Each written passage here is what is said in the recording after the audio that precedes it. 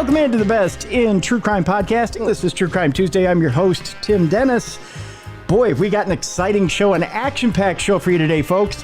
We're going to talk about not just one, but two murderers in one today. You get a double feature. You get a double scoop of true crime today. My guest is Rebecca F. Pittman. She has two books out there right now. The newest one we'll talk about in the second half of the program. It's called Countdown to Murder. Alex Murdaugh, Money, Murder, and Deception in South Carolina. This was the hottest case last year into this year. And boy, I tell you, you want to talk about a case that everyone was enthralled with. It was this case. And it just keeps building, folks. There's more that gets added onto this case. Rebecca has brand new information on this case we'll talk about today. The other case got made into a mini-series on, I believe it was on Peacock. We'll talk to Rebecca about this too. Her other book, Countdown to Murder, Pam Hupp, Death Insured, is the one that we're going to talk about right away today. Rebecca F. Pittman is our guest. She's a best-selling author in several genres. We've had her on in 2017 talking about Lizzie Borden. And she has a book out there as well as far as Lizzie Borden goes. It's called The History and Haunting of Lizzie Borden. Her popular History and Haunting series of books have been spotlighted on various TV, radio, and podcast forums, including this one. She's a former TV talk show host, muralist, escape room owner, game creator, and runway model who finds mysteries irresistible. We're going to talk about a couple of those today. Let's welcome into Darkness Radio's True Crime Tuesday, Rebecca F. Pittman. Rebecca, how are you today? Well, after that introduction, I'm doing really good. How are you, Tim? I am excellent. Boy, we got a lot to talk about today. It is a lot. Yeah, there's a lot here and a lot to digest. So I want to jump first into Pam Hupp. Now, I know there was the miniseries, the widely popular miniseries on Peacock, and that follow me here for a second here, Rebecca. I know it was popular, but was it fair to the subject? I want to tackle that first, and I want to get your opinion on it because I know you were ingrained deep into the subject. That's a tough call. It's the Dateline had been doing a very popular podcast. It had done 6 on Pam Hupp, which is the most they'd ever done on one topic, called The Thing About Pam.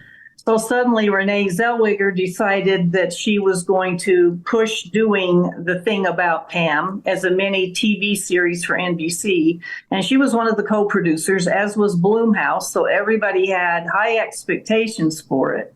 In answer to your question, they hit on the salient points, okay. But I think all of us were shocked at the tone of the show, that it was a tour de farce and almost a comedy take on it, which a lot of people felt did a grave disservice to the family members. I was really surprised. There was a lot that was made up for entertainment, but as far as hitting the story, yeah, they hit pretty much all of the points that were involved with the 3 murders. Does it do such a disservice when you add that element of comedy that it takes the seriousness out of the case? I thought it did. Yeah. I thought it did big time. It was, you had Dateline Keith doing the narration. You thought you were going to see a Dateline type program, and just the opening scene with Pam Hupp dancing around saying everything she's done. This is one of the most insidious, evil people that have walked the planet. And I was just really surprised at the tone of the show. I mean, it's everything but putting the State Farm guy in there and making almost fun of it with the commercial. I mean, it was. How big of a black eye do you think it put on the actual case, if you had to rate it from 1 to 10? I don't know that it impacted the actual case. I'm very close with the lead detective on the case. We talk once a week, and I'm very good friends with the prosecuting attorneys. And they just moved her murder trial from next June, which is when they were finally going to take her to court for killing her friend Betsy Faria. It has now been moved to 2025. Oh, wow. So I don't think the show, I think most people realized it was for entertainment value. I just felt it was hurtful to the families because I've become friends with them. Yeah, it's hard. It's really hard. I interviewed Betsy Faria's daughter for the book, and you don't have any idea what these people have gone through and are still going through. So as far as hurting the case, no. But I think the parameter of the people involved, I think it was really hard. If that had been my mother that had been stabbed 55 times and somebody was doing almost a comedy about it, yeah, that'd be hard for me. We'll get into the specifics of the case here in a second, but I have to ask you this. When you're trying to find impartial jury members for something like that, and you have something that comes out like that, does it make it harder for the prosecution? Does it make it harder for the defense? Does it make it harder in general to go through a prospective jury pool? I mean, because there's really nowhere in the world you can move that court trial to find an impartial jury. How do you go about it, in your opinion? Well, it absolutely put the worldview on it, that show. Absolutely did. So, yeah, they were going to move it away from Troy and Lincoln County anyway, in the hopes of getting an untainted jury panel. And the fact that it is still 2 years away might help them. The show is still popular, but not like when it first came out. So it doesn't help. But I think they would have been facing the problem of getting an impartial jury anyway that didn't already know all the details. Yeah, true. Let's jump into the specifics of the case. Let's learn a little bit, first of all, about Pam Hupp. Who was Pam Hupp? Or who is she? That's still a good question. She was supposed to be a very innocuous, everyday, I hate to say it, but frumpy, stay-at-home person. Nobody'd ever suspect. She and her current husband, this was her second husband, flipped houses. And she had jobs with insurance companies. State Farm Insurance is where she met Betsy Faria.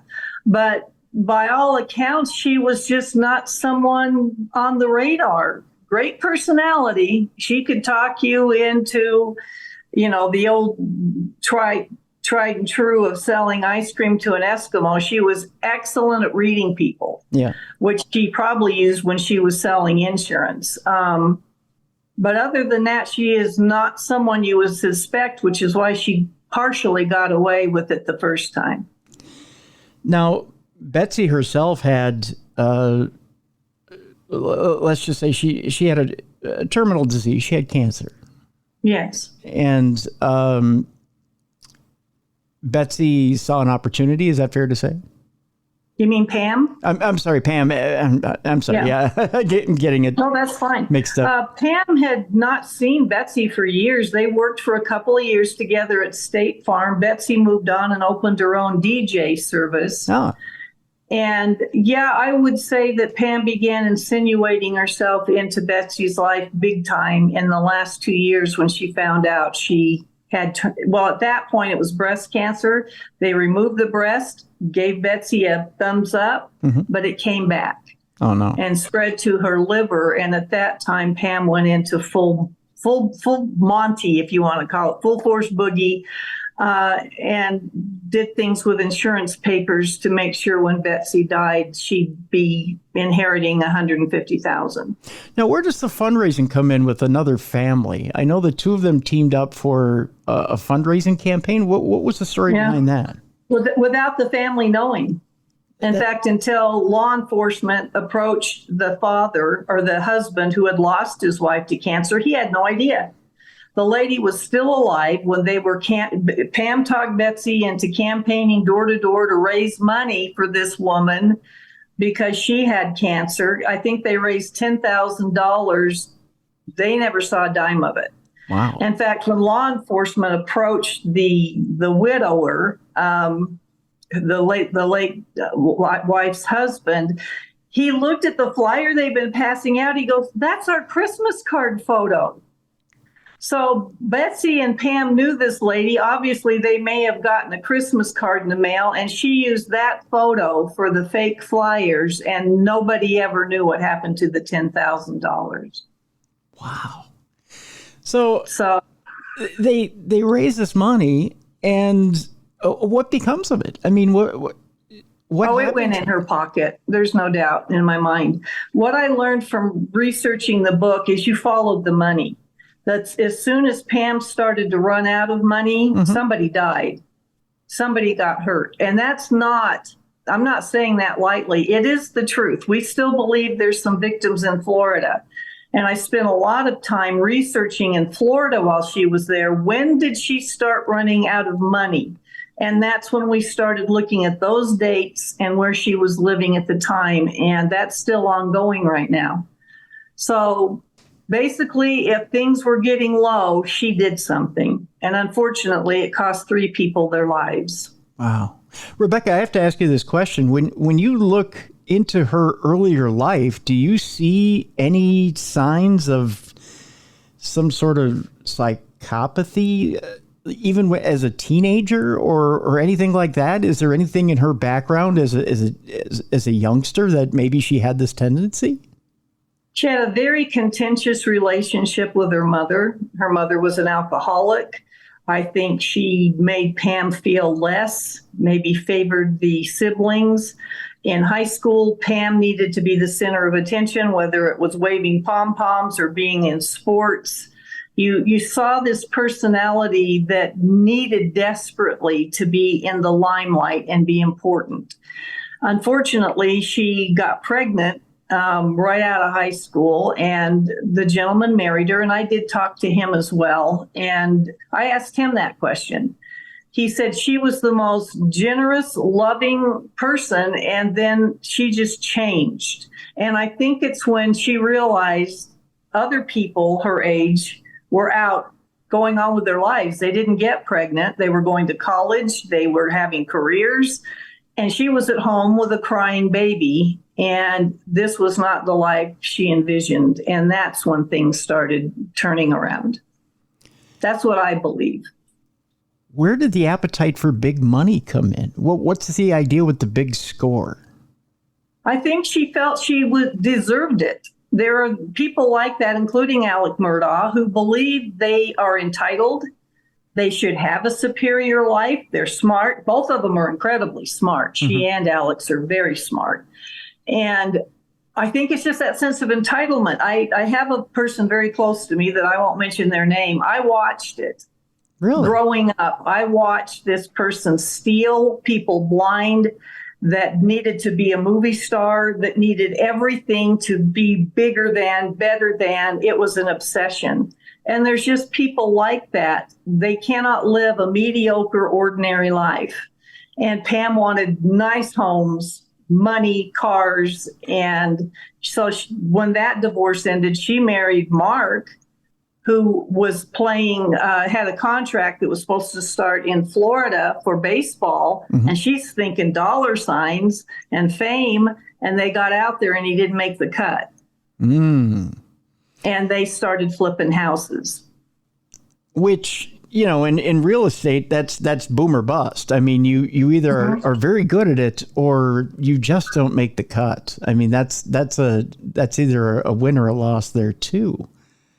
Well, what's chilling to me, and they picked Naples, which yay for them. What is that? The most millionaires per square mile? Right. But what was interesting is they moved into a very modest condo, and she started, Tim, a fake business called Medical Billing Services Review. I looked it up. It doesn't exist. In fact, it's the first business I've ever seen where it says false name under it. She got a Duns and Broad Street number, which you can buy. Some of them are free to make it look legit and to get grants. But what's chilling to me is I think that's how she pulled in whatever victims we're going to find out there, because who has the most medical bills? Elderly people. Yeah. And the minute they come in and lay out all of their things in front of you, you've got it all. Their social security number, if they have any living descendants, and that it was a fake business. There's no record of it. And I find that very chilling. And I'll bet you money the first victim was somebody she pulled in using that. Absolutely. Yeah, you're absolutely right there, Rebecca.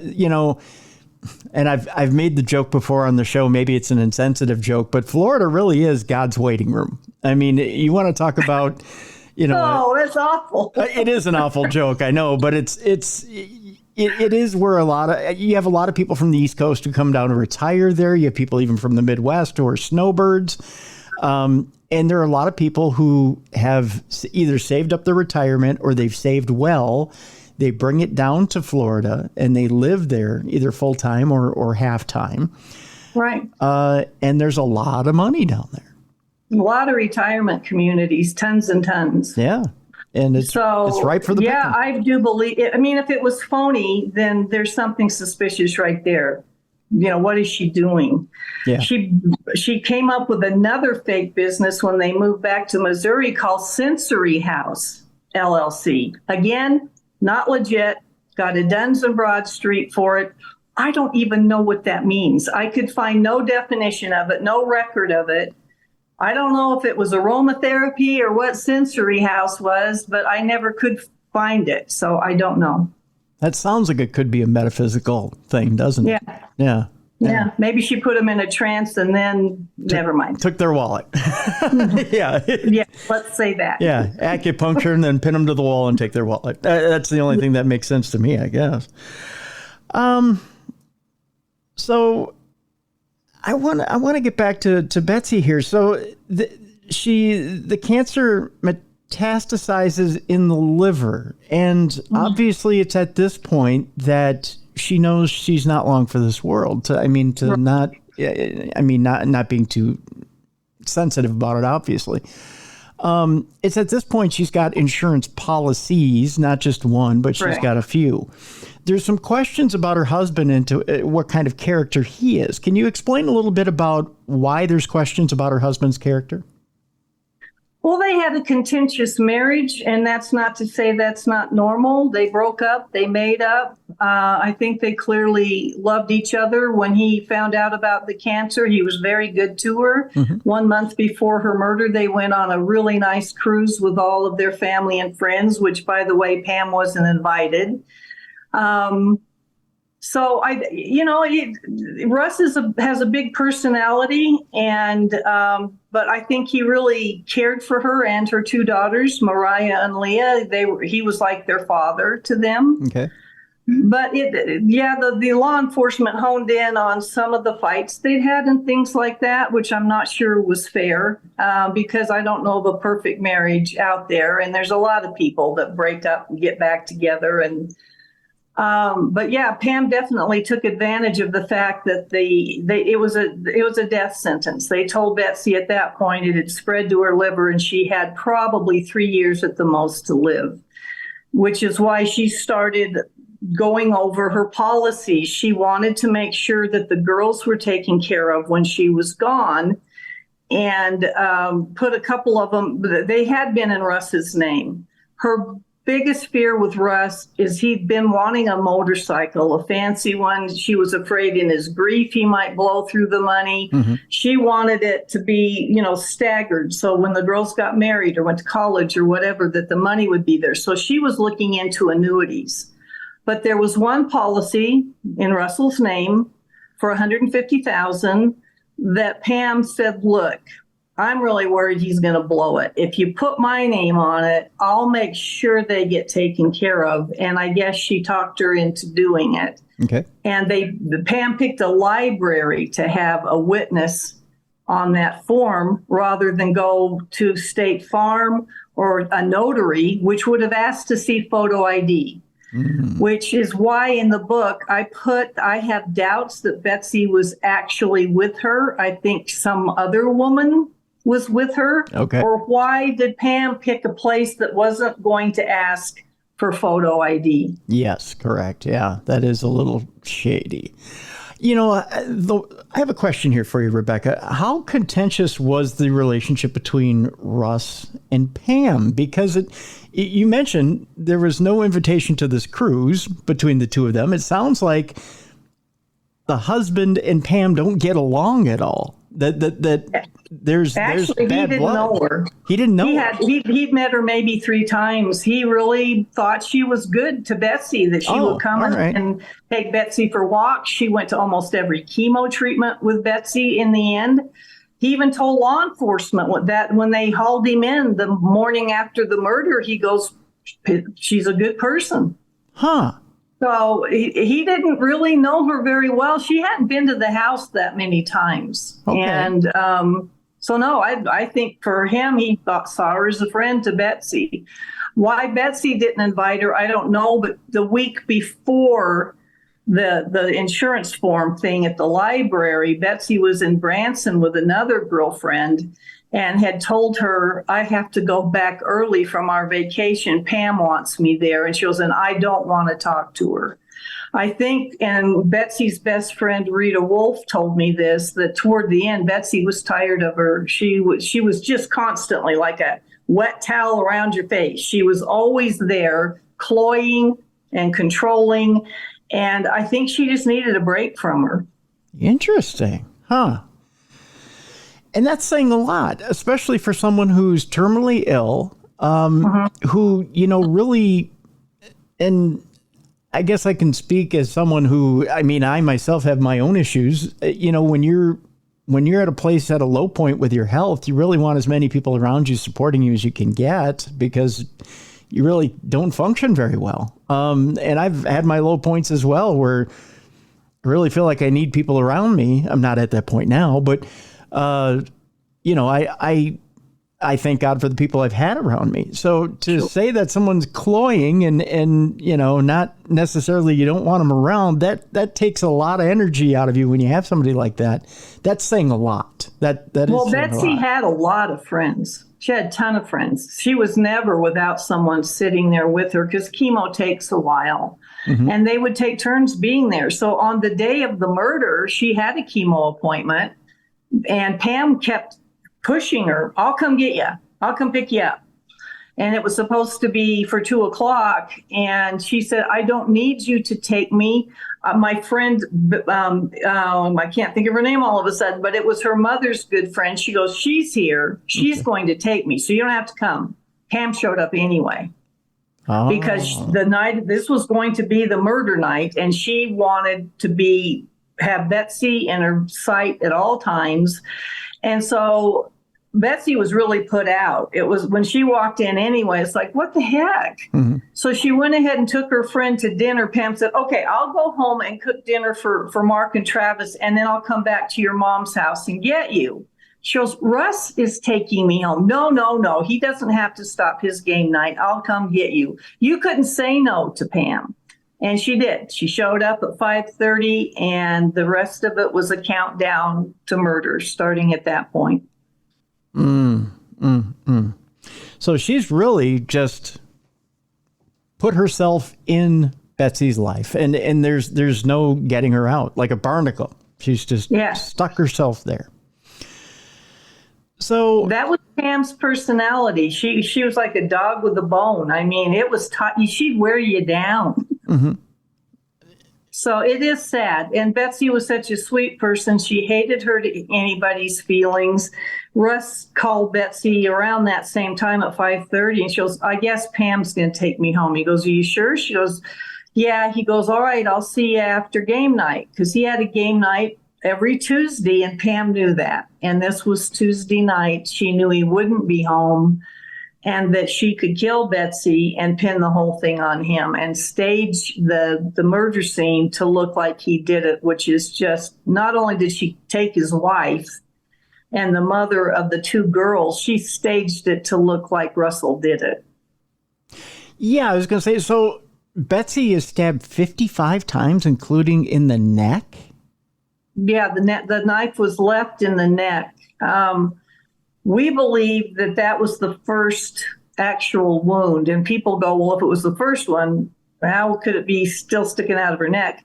It's because there are 2 parallel tracks. The first one is where the knife first went in. It went all the way through and cut her windpipe and came out the other side. The second one was a different trajectory where she had pulled the knife out and kept going. And there were 2 slices through the neck. She hit almost every organ that poor woman had. But what is really sad is a big bunch of them were post-mortem, which means after her heart had stopped pumping, a lot of them on her back, which obviously she couldn't have done to herself. All of these others, they weren't bleeding out, including a wound to her wrist that went clear to the bone. There should have been a lot of blood from that, and there wasn't because her heart had stopped pumping. So while Betsy was laying on the couch with a comforter expecting a phone call from her daughter, I believe that's when Pam came around the corner with the kitchen knife, probably did something like, here, let me help you, and pull the blanket up on her because Betsy's white count had been low from the chemo that day. She was tired. Mm-hmm. That's all it took was whip out the knife. And once through the neck, when it severed her windpipe, she had 2-3 minutes left to live. It's over. I mean, she had some defensive wounds. She flung the phone, which already had blood on it. It was laying over on the floor. And she pushed off from the couch to get away from her and rolled out of the comforter twice before she stayed where she was. And Pam just kept knifing her.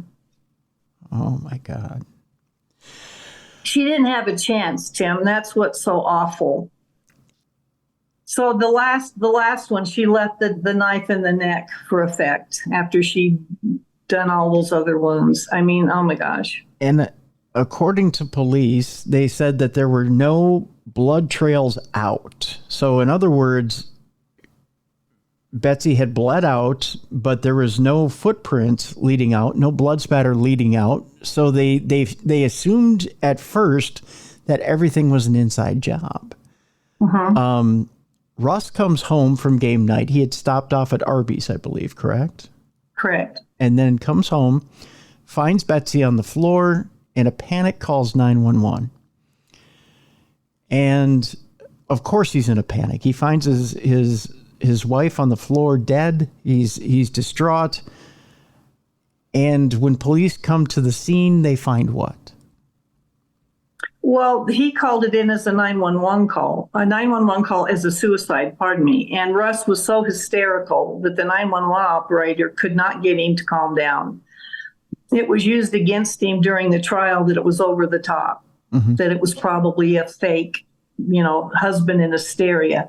So when they arrived, they're expecting a suicide, but the minute the detectives walked in and took one look at her, they're going, this is no suicide. Right. And at that time, they hadn't even counted all the puncture wounds. Initially, when they took Russ downtown, the first count that came in was 25.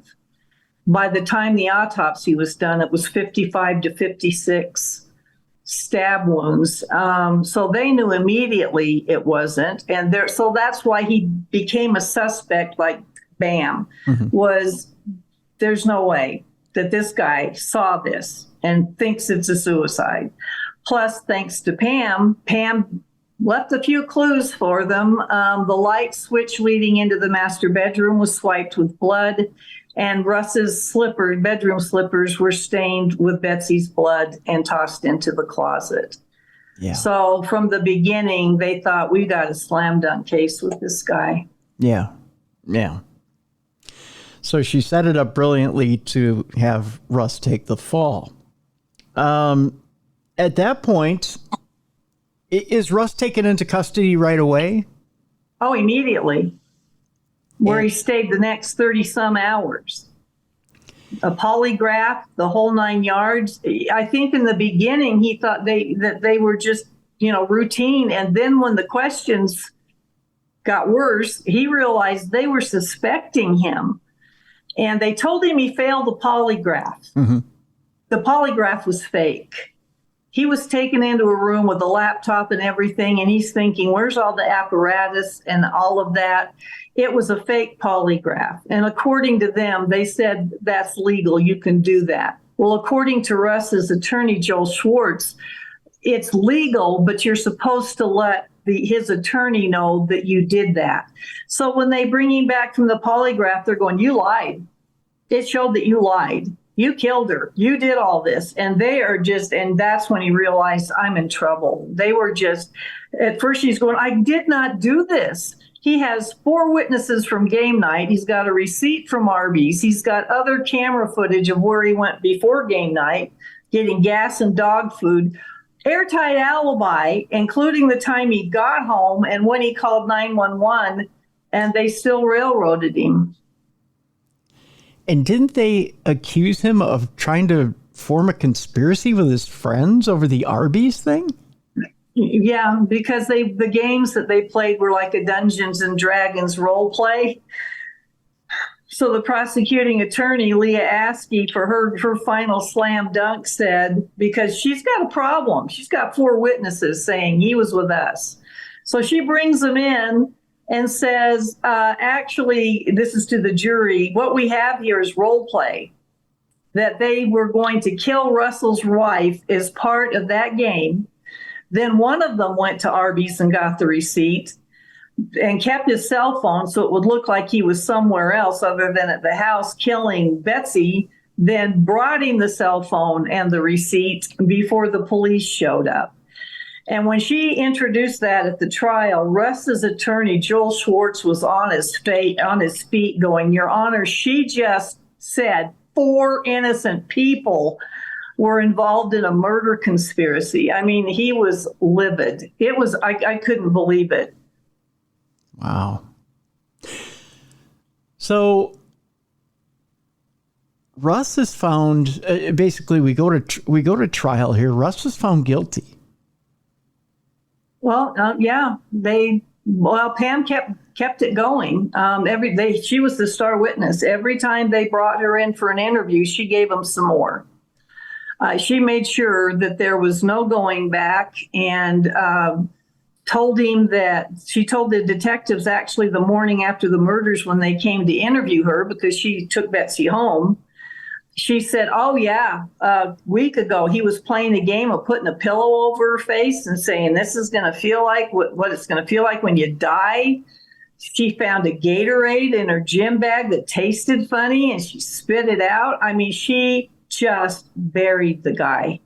And they believed her. And at that point, I think they wanted to believe her. They were so far in that they just wanted this guy to go to jail and be done with it. And they didn't really look at anybody else. Even though Pam's story changed a million times. I was going to say, her story would change while they were interviewing her. And you're going, are you kidding me? Where does the worm turn here? Because her story does change. And where do authorities go, you know what? Something doesn't line up here with Pam, and we have the wrong guy. Well, it was while Russ was in prison. His attorney, Joel Schwartz, wouldn't give up. He knew it was Pam. They kept Pam's insurance thing out of the original trial, which tied his hands. Mm-hmm. That would have given a motive for Pam. It would have given the jury some reasonable doubt. Hey, this woman came into $150,000. The judge didn't let it in. So Russ is in prison, and Joel says, I'm not giving up. So Russ is in there for 3 years, and his attorney kept trying to get an appeal. They kept getting him turned down. He goes, I just need some new evidence. I need one thing. Well, Pam actually handed it to him on a silver platter. The 2 daughters were contesting that she keep that $150,000 from her mother's life insurance. They take her to civil court. So Pam has a deposition right before that trial, and it's videotaped like they all are. Mm-hmm. And she's sitting there like no problems in the world. And they said, well, do you plan on giving those girls any of the money? Because you said originally that was why Betsy made you the beneficiaries. You were going to help them. And she goes, you know what? No. In fact, I revoked it. It was a revocable will, and I revoked it. I already spent it. Whoa. Just like, touch me if you can. And the guy, the minute she walked out of the room, the lawyer picked up the phone, called Joel Schwartz. He goes, this might interest you. And he went, thank you. And he thought, here's what we need to get the judge, a new judge, different judge, to look at this again. And they did. It's called a Mooney motion. And they gave Russ a second trial, and he was acquitted. And Joel Schwartz finally said, Pam Hupp, I'm coming for you. Why does the original judge recuse themselves? I'm a little confused as to why. As to who did? The original judge recuses themselves. Well, actually, the judge, the prosecuting attorney, and the detectives were all under fire. It turned out the judge for the first case against Russ was very good friends with Leah Askey. They'd gone to high school together. She'd kept out Pam's insurance testimony. And I don't know that they were recused so much as she was fired. They found later that there were some other cases that were iffy that she had sat the bench for. Okay. That makes sense. Okay. So Judge Omar was the new one, and really, really neat, decent guy. And at the end of it, even after he acquitted Russ, he goes, there are details of this case with what law enforcement did that are deeply troubling. All right. So there was a cover up with them, with the law enforcement. They were planting evidence. They were lying about photographs taken at the crime scene. It was pretty bad. I think we can briefly touch on it. I want to talk a little bit about Shirley Newman, who's Hupp's mom, Pam Hupp's mom. What is the mystery behind her and her death? What is so strange about her? Well, Pam had always, like I said, had a contentious relationship with her mother. Right before Russ's second trial, one of the detectives actually went to Pam and said, do you still have that insurance money? She goes, yeah. Well, you need to put it into a trust or an annuity to make it look like you're giving that money to the girls, or this could be a problem. Oh, okay. Well, she'd already spent it. Ooh.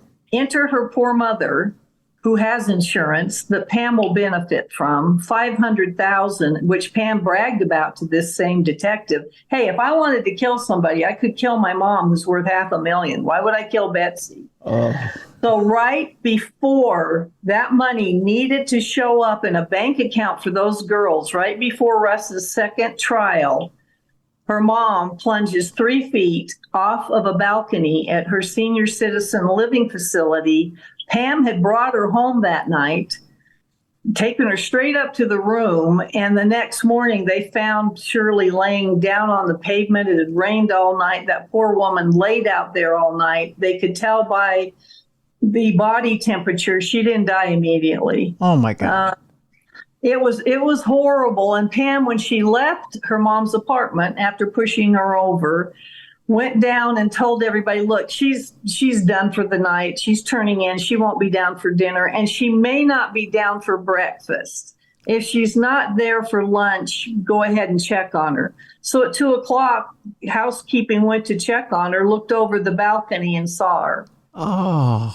8 times the amount of Ambien in her system that was normal. So looked like she'd been drugged and then pushed over the balcony, and the insurance money was paid out to Pam and her siblings. So Pam ended up, when things were all said and done, with $100,000 and put it in the bank only 4 days before that trial. That's how close she came to show that, no, the money's still in there. I haven't spent it. Oh, my God. Wow. 4 days. I mean, that's calling it short. That is calling it short. And how diabolical to kill your own mother to cover your own greed. That is amazing. Yeah, and then to lure a complete stranger that was mentally and physically handicapped to her home, shoot him 5 times, and put a fake note in his pocket, making it look like Russ had sent this guy to kidnap Pam, take her to the bank. Louis Gumpenberger. Yeah, let's talk about him for a second. How does she know him? She doesn't. She went trolling for a complete stranger. She got one lady in the car from a trailer park by saying, hey, I'm a Dateline producer, and if you'll come with me and do a soundbite for a fake 911 call, I'll give you $1,000 cash. Can't even trace it with Uncle Sam. And this woman's going, this is really weird. But she wanted to see where it was going, got in the car with her, and started feeling hinky. She asked Pam for some Dateline ID. Oh, it's where we're going. It's fine. And they were headed in the wrong direction. And she finally said, you know what? I need you to take me home. I need to put the dog in. I don't have my shoes on. And when Pam drove her home, this woman was smart enough to make Pam pull into the driveway so that the security camera on this woman's trailer caught Pam's license plate. And Pam was even exiting the car. I think she was going to kill this woman right then. And then she goes, you've got cameras. She goes, yes, I do. So she got in the car, undaunted, goes around the corner, sees a guy mowing a lawn for the maintenance company for this trailer park, pulls up to him. Hey, I'm with Dateline. Tells him the same thing. He looks at her. He goes, lady, I got a lot of work to do. I'm not interested.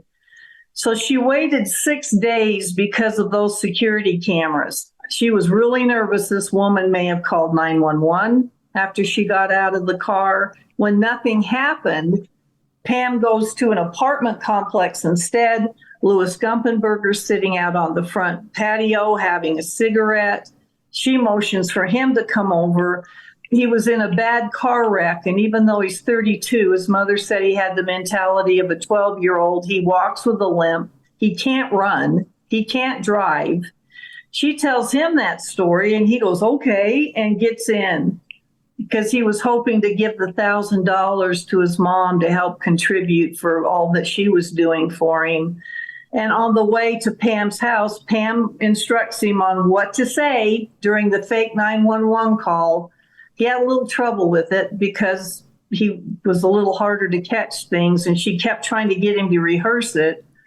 So they pull up in the driveway, and they go inside, and she calls 911 after she's told him what to do. He's supposed to bang on the walls and say, get in the, I'm taking you to the bank to get Russ's money. So she called 911 3 times. The first 2 times she hung up, and I think it's because he wasn't doing it right. Plus, she put down a cut piece of carpet for him to stand on, so when she shot him, he wouldn't bleed on her good carpet. Jeez. I think he moved off of that carpet. So finally, she's got him where she wants him. She calls a real 911, so the dispatcher will be the witness. Mm-hmm. Help, help, someone's broken in my home, help, help. And the lady's going, what's your address? She wouldn't give it to him because she didn't want him to get there too soon. Help, help. And then you hear him say, you want me to do to you what you did to your wife, which was not what he was supposed to say. And she went, no, I won't get in the car with you. I mean, the whole thing was such bad acting. And then help, help, pounding noises. The dispatcher's going, ma'am, what is your address? And the next thing you hear are 5 shots. Jeez. And then it got quiet, and the smoke alarm went off. So you've got that shrilling, but Pam's not yelling anymore. And I think that's when she put the fake note in Lewis's pocket that was supposed to look like Russ sent him to kill her. And that would have put Russ right back in prison and get the heat off of her because they're now looking at her for murdering Betsy, and she killed a total stranger for that.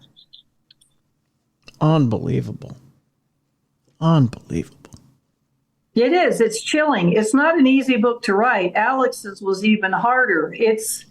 You don't really believe that these people are out there, but they are. There's no sense of grief or remorse or conscience. It's entitlement. You're in my way, and I will now remove you. I need money. I need this, and you're in my way. And it's one lie followed by one huge act, followed by a bigger lie and another bigger act to try and cover up the smaller lie and the smaller act. And it just spirals out of control, Rebecca. Very well put.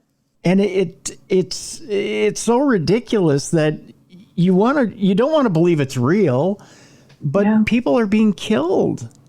Yeah. You know. Well, her mother's case is still open. I gave the detectives anything that I found while I was researching the book. It is still open. We may still hear something about that. And as I mentioned, the thing in Florida is still ongoing. Well, I don't know how many bodies there are, and I don't want to sound dramatic, but I don't put anything past her. If the money was running out, I believe she would do whatever it took over and over. Frankly, when I first read about how many stab wounds Betsy had and that there was no DNA left behind by the murderer, my first thought was, this is not this person's first time. Yes. Yeah. How do you do that? Not have one hair left because you're stabbing that's exertion. I mean, I bend over and I lose a hair on the carpet. Yeah. So there's no hair. There's no DNA. So the only thing that happened that was amazing was Betsy's socks, they were anklets, were half off her feet. Her heels were showing. So in 2021, the law enforcement found out that someone had taken those socks and used them as gloves because there was blood on them, but there was no blood on the feet that should have transferred through the sock if the victim was wearing the sock. Plus, all the blood was at her head. So she didn't step in her own blood. It looked like fingers were in the sock where the blood was. And I believe that person put the sock on, dipped it in her blood, and swiped that light plate. Okay. And then dipped Russell's shoes in it. And finally, the weave pattern in that sock was also found on the knife handle in her neck. So they did find a minute amount of male DNA. This incredible new prosecution team has re-interviewed everybody. They're still doing it, redoing all the DNA and trying to see if there's any link to that male DNA that was in the sock.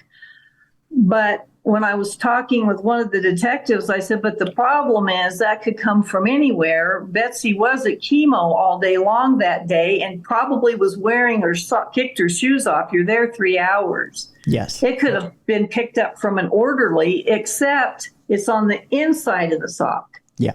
But if she had them laying there inside out because she took her sock, I don't know. No, so they're looking into that to see if she had an accomplice. I don't think she needed one. I mean, the one stab through the neck was all it took. Yeah. No, you're right about that. I mean, an orderly could have picked up the socks, could have grabbed it from, could have grabbed it from the heel side and had the fingers inside the sock, picked it up, grabbed the socks, handed it to her at chemo, would have left some DNA or any which way and could have left DNA there. You're right. And if Pam is, as you say, if she's as experienced as you're hypothesizing here at murder, she's gloved up. She's wearing some sort of a skull cap or something to keep hair in. And she's not leaving any trace anywhere. And she's committing the act. So she's not being sloppy at all. Well, one thing that occurred to me after I wrote the book, because I've been talking to some friends, Patty Bath in Missouri is the one that called me and said, you got to hear this story. But Patty and I were talking about it, and she said, it's really easy to get those full cover painter's overalls that zip up. Yep. And then you just throw them away. Yeah. And I said, oh my gosh, they flip houses. Yeah. They probably had them out in the garage from painting these houses they flip. Mm-hmm. And she could have had a hairnet on and the painter's cap and the whole 9 yards. Now, the fact that whoever did this used Betsy's socks at the end makes me wonder about that. Did they have gloves on? Had something happened to the gloves? Because they did put their hand in it. You can see where the blood is. It forms like two fingerprints where they dipped it and swiped it. So they did use them as gloves at the end. Okay. And then they went to put them back on her feet, couldn't get it. They left one little bloody mark by her ankle, like they tried to hold her foot, and I think they just gave up and said, never mind, and just left them half off and then left probably. But no blood in the drains, no blood anywhere else in the house. They found a minute little stain on a green kitchen towel in the drawer, which amounted to nothing. So the prosecution at that time actually said that they had done a luminol test and they found a trail of blood across the kitchen floor from Betsy, her blood leading to the kitchen to frame Russ. Mm-hmm. And when it came time for the trial, they said, "Dadgummit, those 6 pictures didn't develop. They came out black. You're just going to have to take our word for it." So one of the CSIs who you hire those, which I did not realize that, they aren't part of the prosecution. They're not part of the defense. They're their own thing.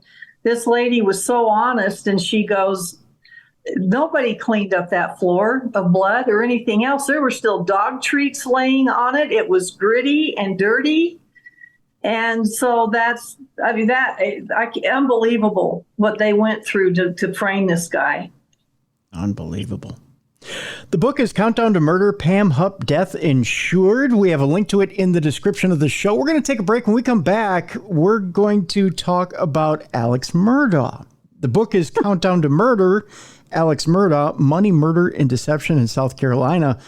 Boy, if you thought that case was messed up, having to do with Pam Hupp, boy, have we got twists and turns coming up in the second part of this interview. Our guest is Rebecca F. Pittman. She is the author of both books. And we come back, Alex Murdaugh. Get ready for some twists and turns right here on the best in true crime podcasting. This is True Crime Tuesday. Welcome back to True Crime Tuesday. I'm your host, Tim Dennis. We're talking a dual murder, or dual murderers today. On True Crime Tuesday, our guest is Rebecca F. Pittman. We're talking about both Pam Hupp and Alex Murdaugh and the Countdown to Murder series with Rebecca F. Pittman, who is the author of both books, Countdown to Murder, Pam Hupp, Death Insured, and Countdown to Murder, Alex Murdaugh, Money, Murder, and Deception in South Carolina. One of the hottest cases, I think, last year into this year had to do with Alex Murdaugh, and a lawyer in South Carolina. And Rebecca, let's bring you in now and talk about Alex Murdaugh, and a very powerful attorney in South Carolina. Had it all, had money, had a huge caseload, had a lot of standing in the community in South Carolina that he lived in.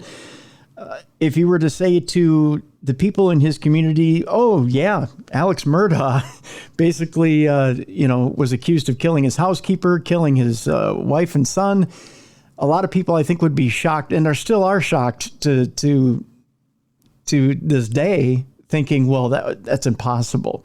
A man who they say had a drug problem and other things. Let's break down Alex Murdaugh, shall we? I want to rewind. I've thrown a lot out there and a lot to digest, but let's start first of all with a boat crash in February 2019 and why it's the catalyst for these different murders. Yes, I think a lot of people believe that that boat crash put the spotlight on what was going on. Basically, Alex had 2 sons, Buster and Paul. Paul was the youngest. Paul had a severe drinking problem. Everyone knew it. He had just rolled his truck the year before from drinking with his girlfriend in it. And that night, they went out. Their 6 friends went out to an oyster roast in the Low Country by Beaufort. And Paul was driving Alex's boat. He'd already drank 7 beers before they got on the boat. They went to the oyster roast where they drank a lot more.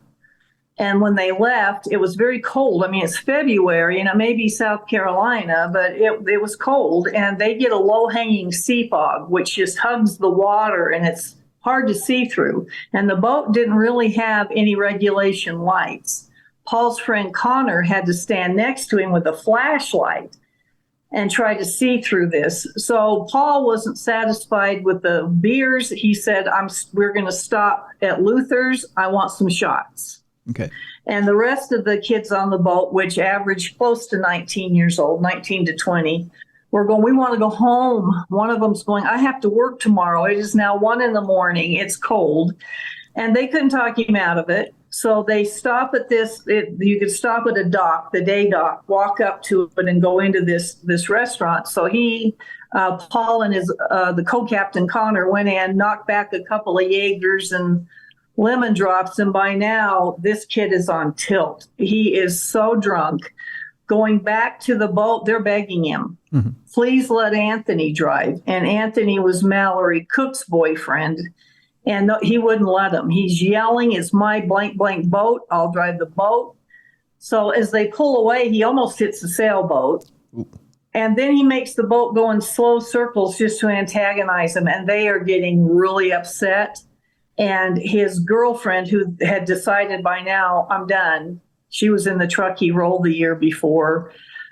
She's yelling at him. He went up and slapped her, spit in her face, and called her a bunch of names. And now they're all yelling at him. And he starts taking his clothes off, stripped down to his boxers, which they said he would do when he got that drunk. They called that new personality that came out Timmy. Timmy was the nickname when Paul was at the point of no return. Okay. He's in his boxers. And when he would leave the wheel, Connor would take it to steady the boat. But now with everybody yelling at him, he took the wheel, Paul, and just pushed the throttle over to full, and that thing took off at 30 miles an hour at one point, which may not sound like a lot because we're used to a car, but when you're on the water, it's a lot. Yeah, it's a lot. Yeah. The Beaufort Search and Rescue took me out on that boat with my husband and two other people, Nick Ginn and Linda Eyre, and when the boat captain, Roscoe, who was driving our boat, said, do you want to see what it feels like? When he pushed that thing over, my hair was like this. You can't see. You feel the boat front lift, and you feel a sense of loss of control because it's just, and besides, that's the low country. It's a tidal system, and you've already got these tides pulling and pushing you. And so when Paul did that, all of a sudden, one of the girls up front, Miley, looked up and went, look out. And it was too late. He hit the pilings to Archer's Bridge, doing almost 30 miles an hour. He hit it just enough to the right that it made the boat do that. It ripped open the side of the boat, literally ripped it open. It hit two more pilings before it grounded on the bank. But Mallory, who was sitting on Anthony's lap when Paul pushed the throttle over, Anthony, being a protective boyfriend, got down on the boat bottom and held her. Unfortunately, that meant she was the first one to be ejected. Oh, my gosh. And she hit the piling. Blunt force trauma to the head, and then they believe she drowned.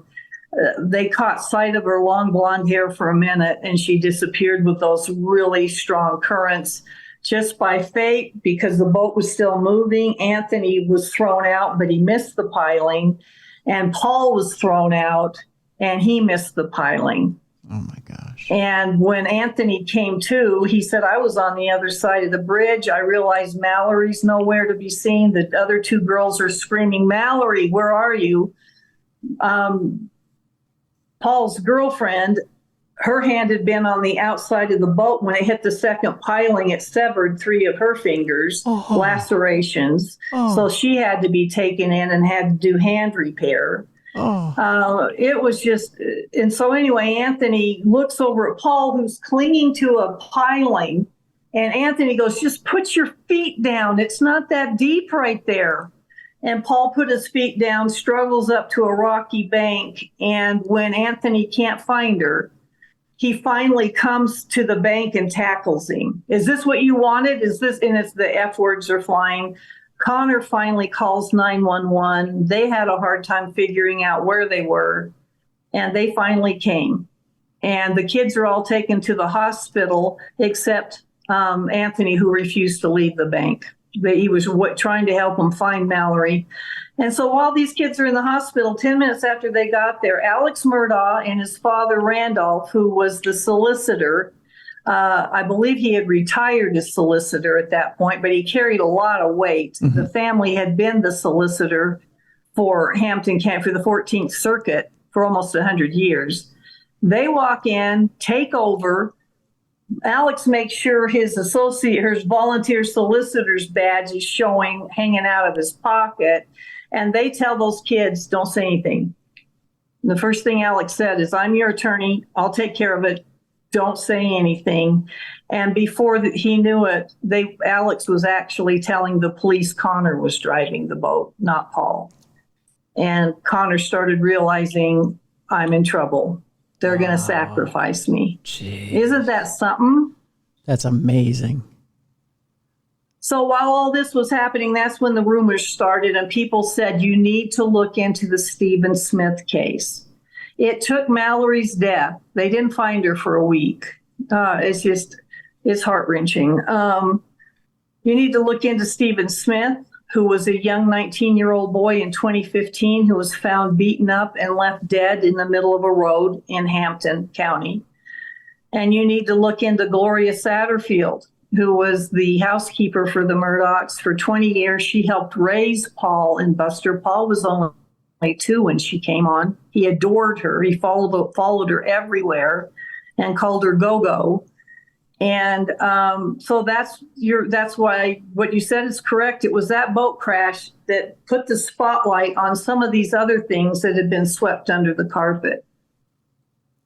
That is amazing. And this just starts unpeeling in front of us in the media, one after another. And tell us how Alex himself is put on trial. Because this is kind of fascinating that all of a sudden he's the one that's put front and center.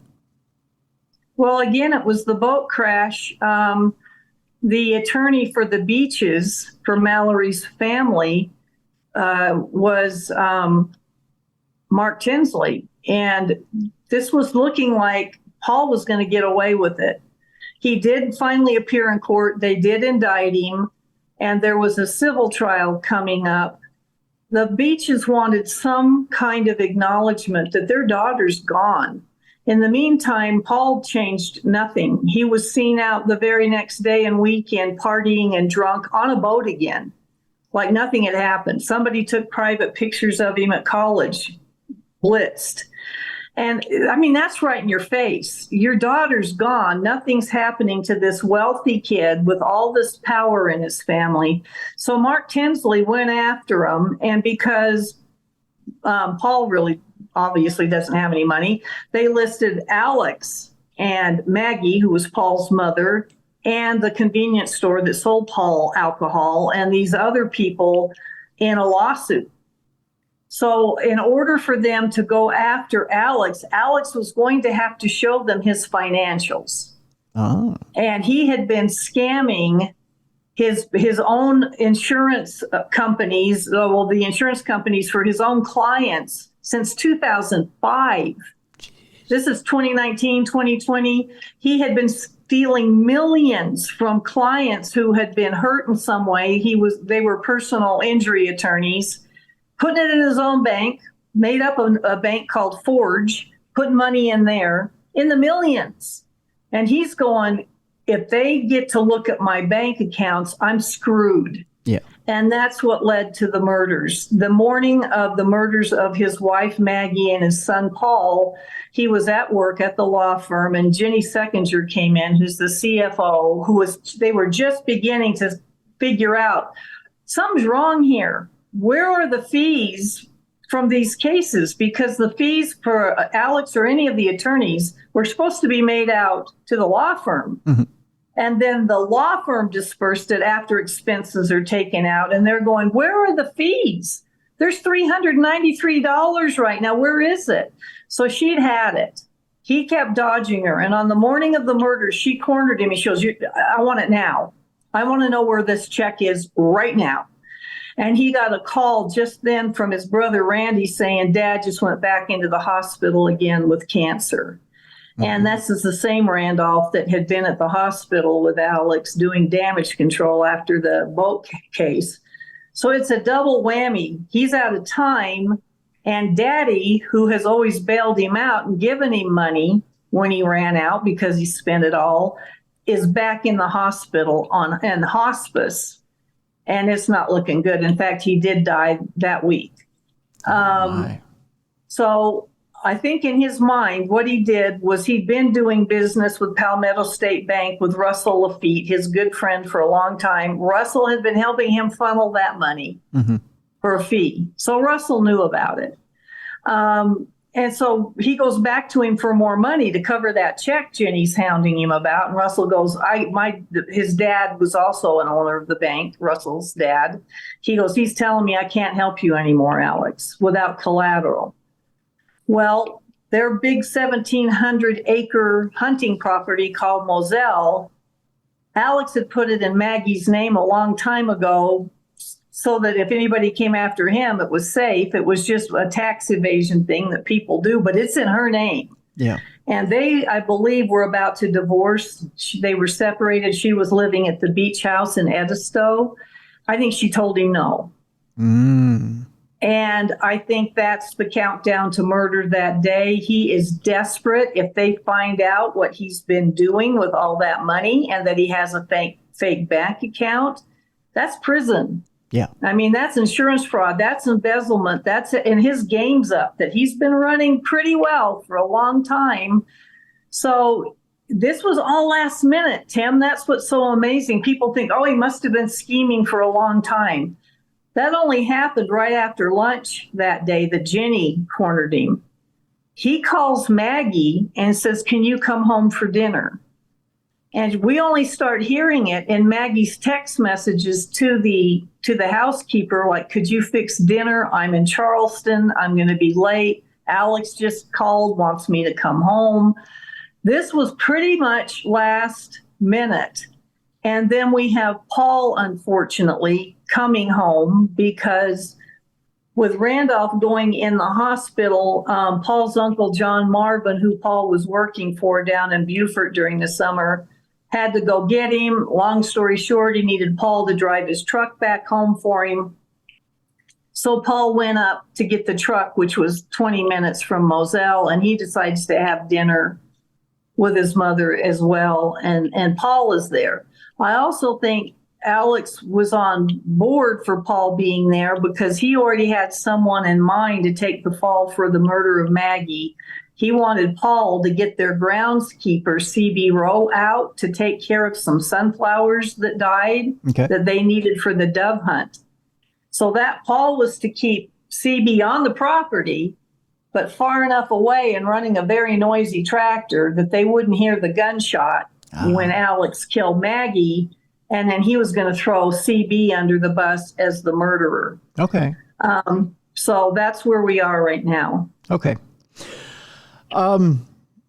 You had mentioned Stephen Smith. Let's go backwards a little bit. You had mentioned that there were these other murders that people said, well, you want to look at the Murdaughs. You want to look at the precedents here, and you want to see why the Murdaughs are so dangerous and why there's a precedent here. You'd mentioned Stephen Smith. You'd mentioned Gloria Satterfield. Let's dig into Stephen Smith in 2015 for a minute, this precedent of why the Murdaughs are so dangerous. What was it about Stephen Smith? What happened in 2015? Stephen, when I interviewed his mother, it ripped my heart out. I got a sense of this amazingly witty, wonderful young man who just wanted to be a doctor and go into other countries and help people that couldn't afford it. He was in nursing school. He was about to start his clinicals. He was on his way. He was an openly gay young man, but everybody loved him. He was actually worked with the athletes in high school if they got injured because he was learning nursing. He was like an athletic trainer kind of thing. But suddenly there was this thing going around that he was telling his sister and his mom that he was starting to have a relationship with someone in a, quote, prominent family. Okay. In Hampton, and if they knew who it was, it would blow the doors off of Hampton. Okay. Well, so that rumor started. But again, he told his sister and his mother that. Then the night that Stephen died, it was actually early morning, but the night before that, some guys had gone to a softball tournament. and come back. And we know the names of the people that were in the truck. And it was Buster Murdaugh's truck, and he was driving. And so all we know is at 4:00 a.m. the next morning after the softball game, Stephen, who was 19, is found in the middle of a rural road. His face is laid open from his eyebrow back, like something had just struck him hard. And there's so much blood pooling out of the back of his head, it's gushing across the road. So it's obvious he hasn't been laying there very long. This blood is fresh. It hasn't coagulated. And this guy's on his way to work at 4 a.m. and sees this kid, almost hit him, went around him. He was so afraid that he went another mile to a stop sign before he called 911 because he didn't know if the murderers were still around. Mm-hmm. And so it started out, they said, when law enforcement got there, well, it's a hit and run. No, there was no road debris. There was nothing from a car. Usually there's debris of some kind. If a car hits you that hard, no skid marks. The kid looked like somebody had literally just laid him down there. There's no blood anywhere, like he bounced or any of that. His shoes that were loosely tied are still on his feet. His cell phone's in his pocket. And there's nothing on him, like a bumper striking you or anything. It must have been the side view mirror hit him. And all of the police that first responded went, this is not a hit and run. No. So then there was a hole above his eyebrow, and they said, somebody shot him. So this is just going all over the place. And during the autopsy, they said that nobody shot him. There's no bullet fragments. And it went back, must have been a hit and run. So the rumor mill, and this is, reason the Murdaughs were brought in was the rumors. And these are, 18, 19-year-olds that rumors can spread really fast. Mm-hmm. And it was, I heard Buster Murdaugh did it. Then it was, I heard Buster and some other guys after the softball game saw Stephen walking down the street late at night. He'd run out of gas and was going to try to go home or go get gas. And just to mess with him, they hung a baseball bat out the window and hit him. Ooh. Well, he was found 3 miles from his car. His wallet was still in the car, which you'd need if you're going to go get gas. Right. They had hung the gas cap out for staging, which if you're out of gas, you don't, what are you going to do? Peek in the hole to see if there's any in there? You don't take the cap off yet. Yeah. It was a disaster. But because of Buster's name 40 times on the police reports, that started going around. And when Stephen's poor mother was told, she was headed for the funeral home to identify him and start preparing. And Alex and Randy were standing at the crime scene. The body had been taken into the funeral home, but Randy called her. He goes, was that you that just went by? And she said, yes. He said, well, if I'd known, I would have said hi. And so everybody's thinking, okay, they may be personal injury attorneys, but this is a kid with, their family has no money. And Randy calls him at the sheriff's office and talks to the dad and says, I'll represent you for free. And the dad hasn't even gone in and identified the body yet. And he goes, represent me for what? Yeah. It's not even a crime yet. We don't even know what happened. And then what was told to police was Randy showed up at Sandy's house, Stephen's mother's, and said, I need his passwords to his phone and I need his electronics.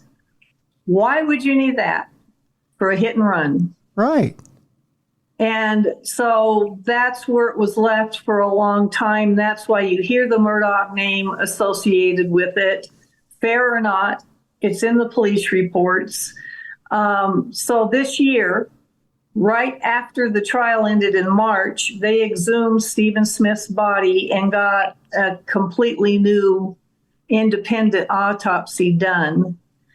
And we're waiting for results. The news is it could be out by Labor Day, which is coming up about 4 weeks. So we've all been waiting to hear.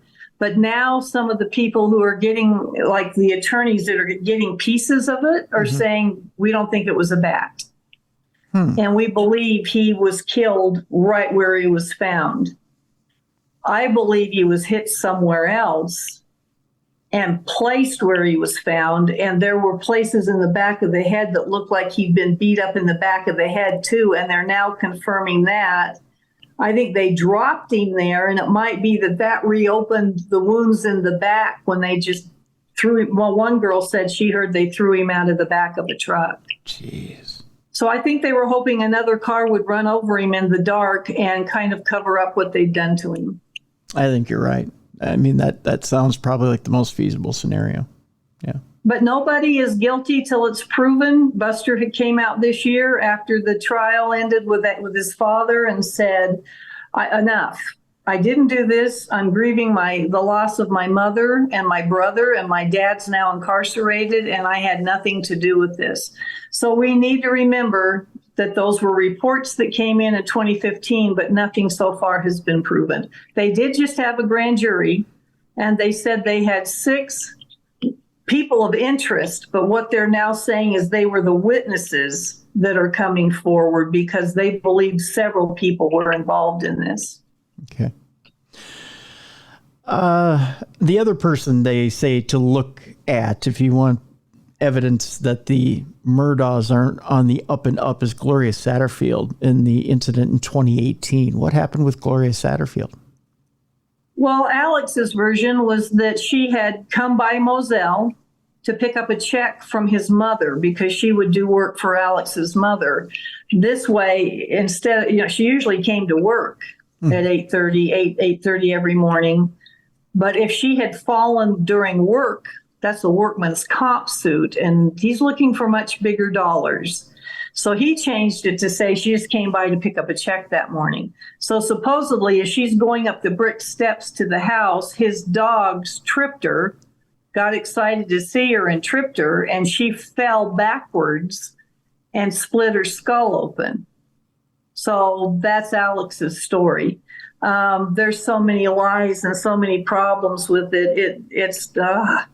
But so Maggie makes a 911 call. She's standing on the top stair looking down at Gloria, who's laying on her back with her feet still up on the second rung, bleeding out of her head, mumbling. And Maggie calls 911, tells them she sounds exasperated and put out, but you never get a sense of caring. This woman has been with them for 20 years. Yeah.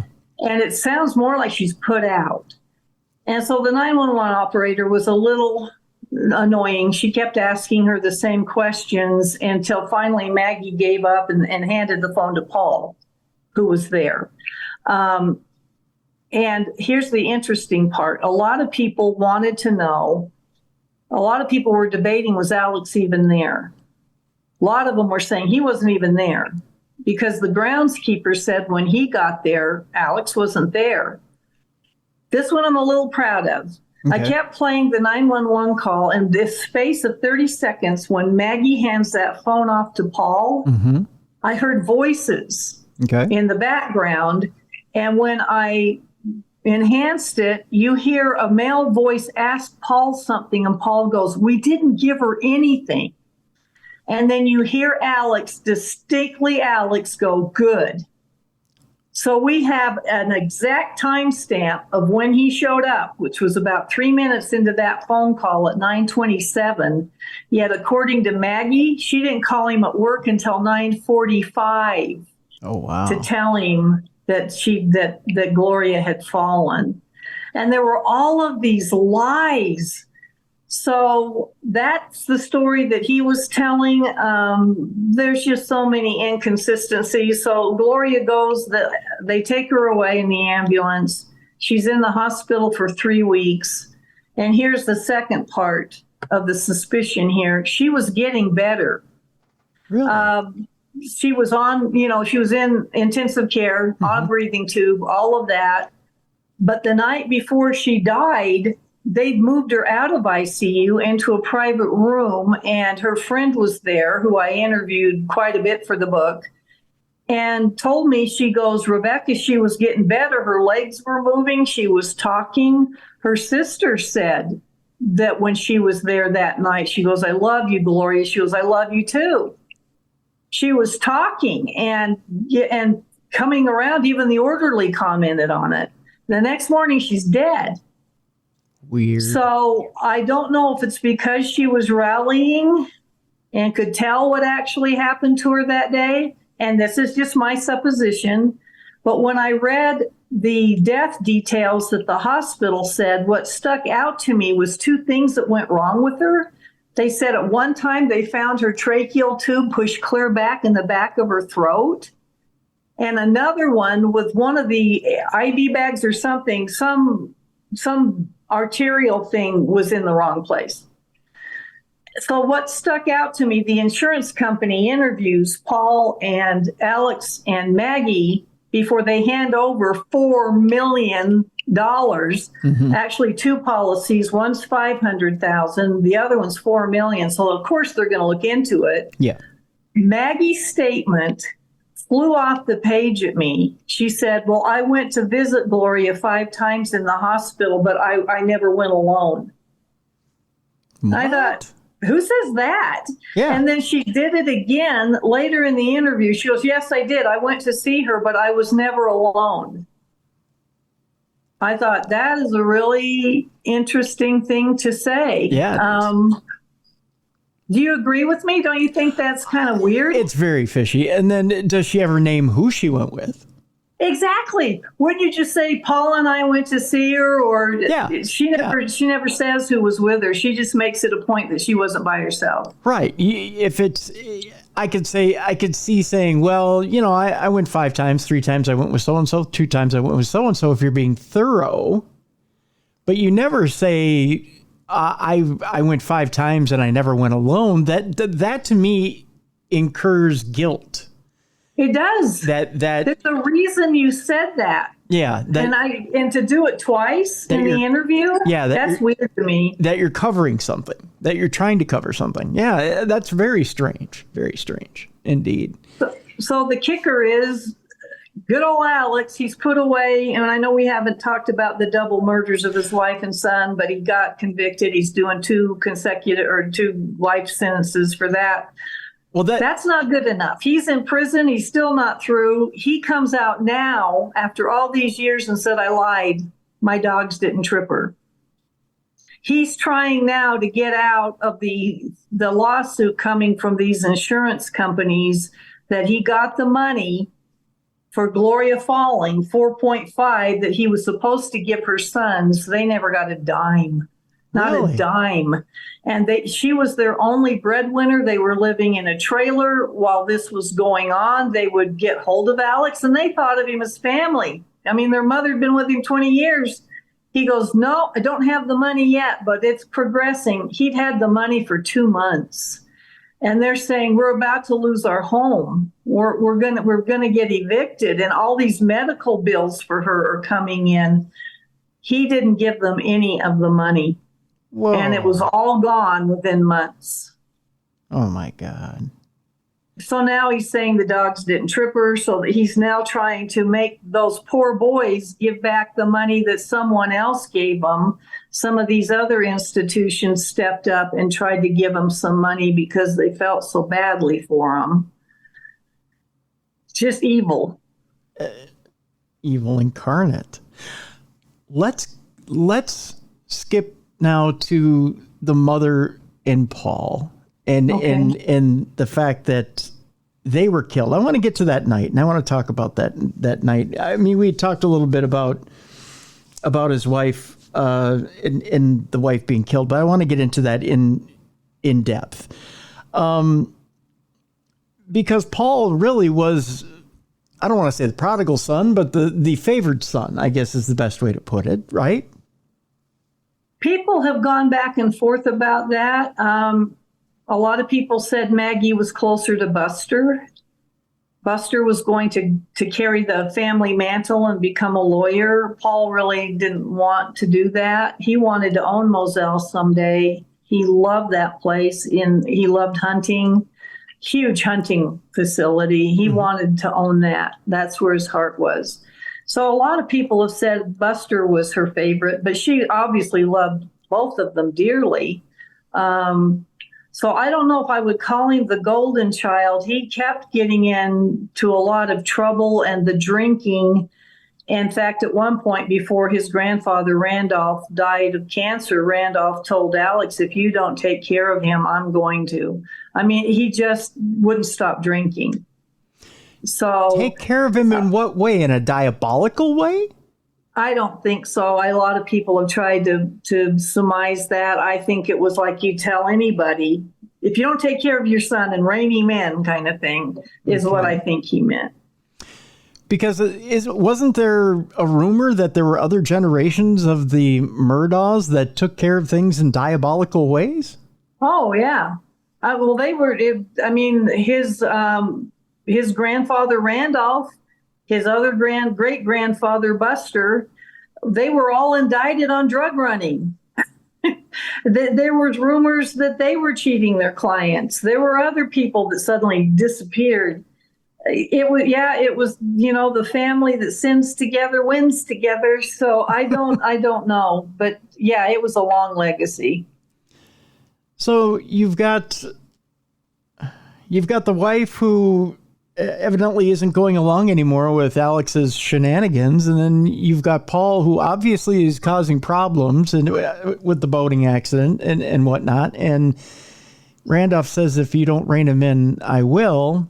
Well, Alex has some loose ends to sum up, so I guess he needs to sum them up. How does he go about doing it? Well, you have to remember that when the murders took place, the civil case for that boat crash was in 3 days. Okay. Now, this was a hearing, but at that hearing, if the judge put the hammer down and told Alex, you need to open your books, that they have a right to look at your financials. They're trying to file a settlement agreement. So that was coming up in 3 days. And I think part of him thought, not only killing Maggie, I now get Moselle, which was worth 3-point-some million. Mm-hmm. That's going to really get me out of this mess. Who's going to make us go through with that court case, that hearing, when we just lost our mother and wife? And I think that was part of it. He thought because he'd done that before, postpone things by some chaos happening. So I do believe that was part of it. Jim Griffin, who was Alex's attorney, was also Paul's attorney for the boat crash case. Jim said they believed that it was winnable, that Paul could have been found not guilty because there was reasonable doubt that Connor may have been driving. He thought it was a winnable case, which is why I don't think Paul was supposed to die that night, but I'll get back to that. Okay. So anyway, Maggie's telling people, I don't want to go back for dinner. I've got remodelers at the beach house. I'm having a big 4th of July thing coming up. I don't want to, but his dad's in the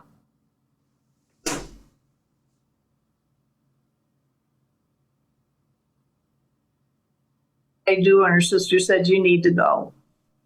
Which her sister, when she got on the stand during the trial, was just bawling, like she felt it was her fault that she encouraged her to go home. So supposedly they had dinner together. I don't believe that Alex was even part of the dinner. He couldn't tell them what the conversation was.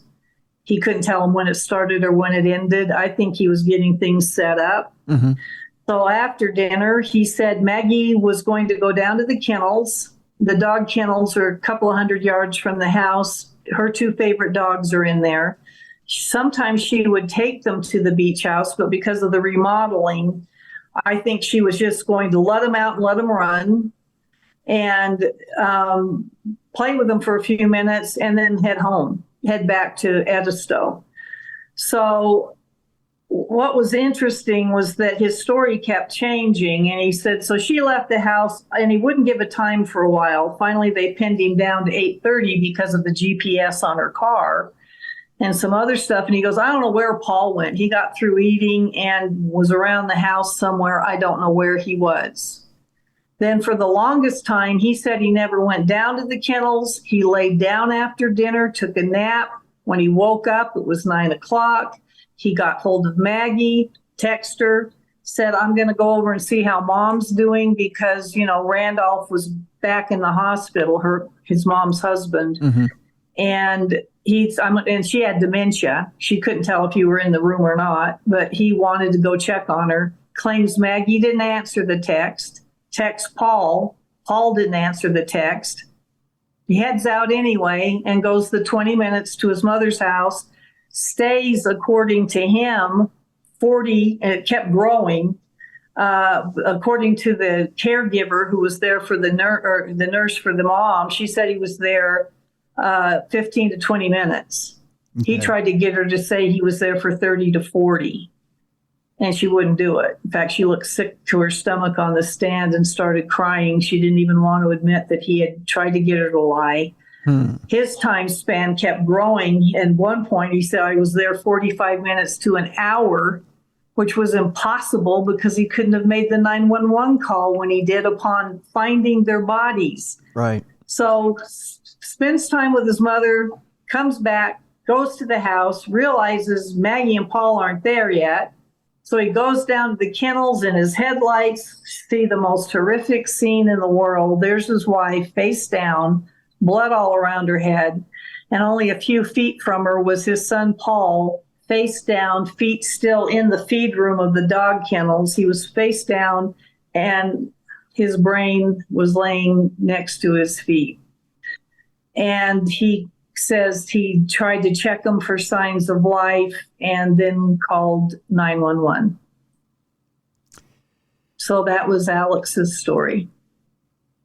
What was Alex's demeanor when he called 911? Was it unusual? People have gone back and forth saying it was almost like ready action, that you don't hear anything until 911 says 911. I disagree. What a lot of people don't know is that call is actually recording before they say 911. Mm-hmm. You hear him shrieking and sobbing. Okay. Before she says it. And that's another reason I don't think Paul was supposed to die. And I think some of the grief you hear in his wailing is authentic. It's genuine. Okay. But then he's running all over the place. And what's interesting is it's the dogs in the kennel that act like a barometer for that phone call. You can hear how close he is at one point with the loud barking, and then there's times you don't hear the dogs at all. Okay. And then he's back again, and he's out of breath, and then finally he tells the 911 operator, I'm going to run back up to the house and get a shotgun. I'm going to go get a gun. I don't feel safe.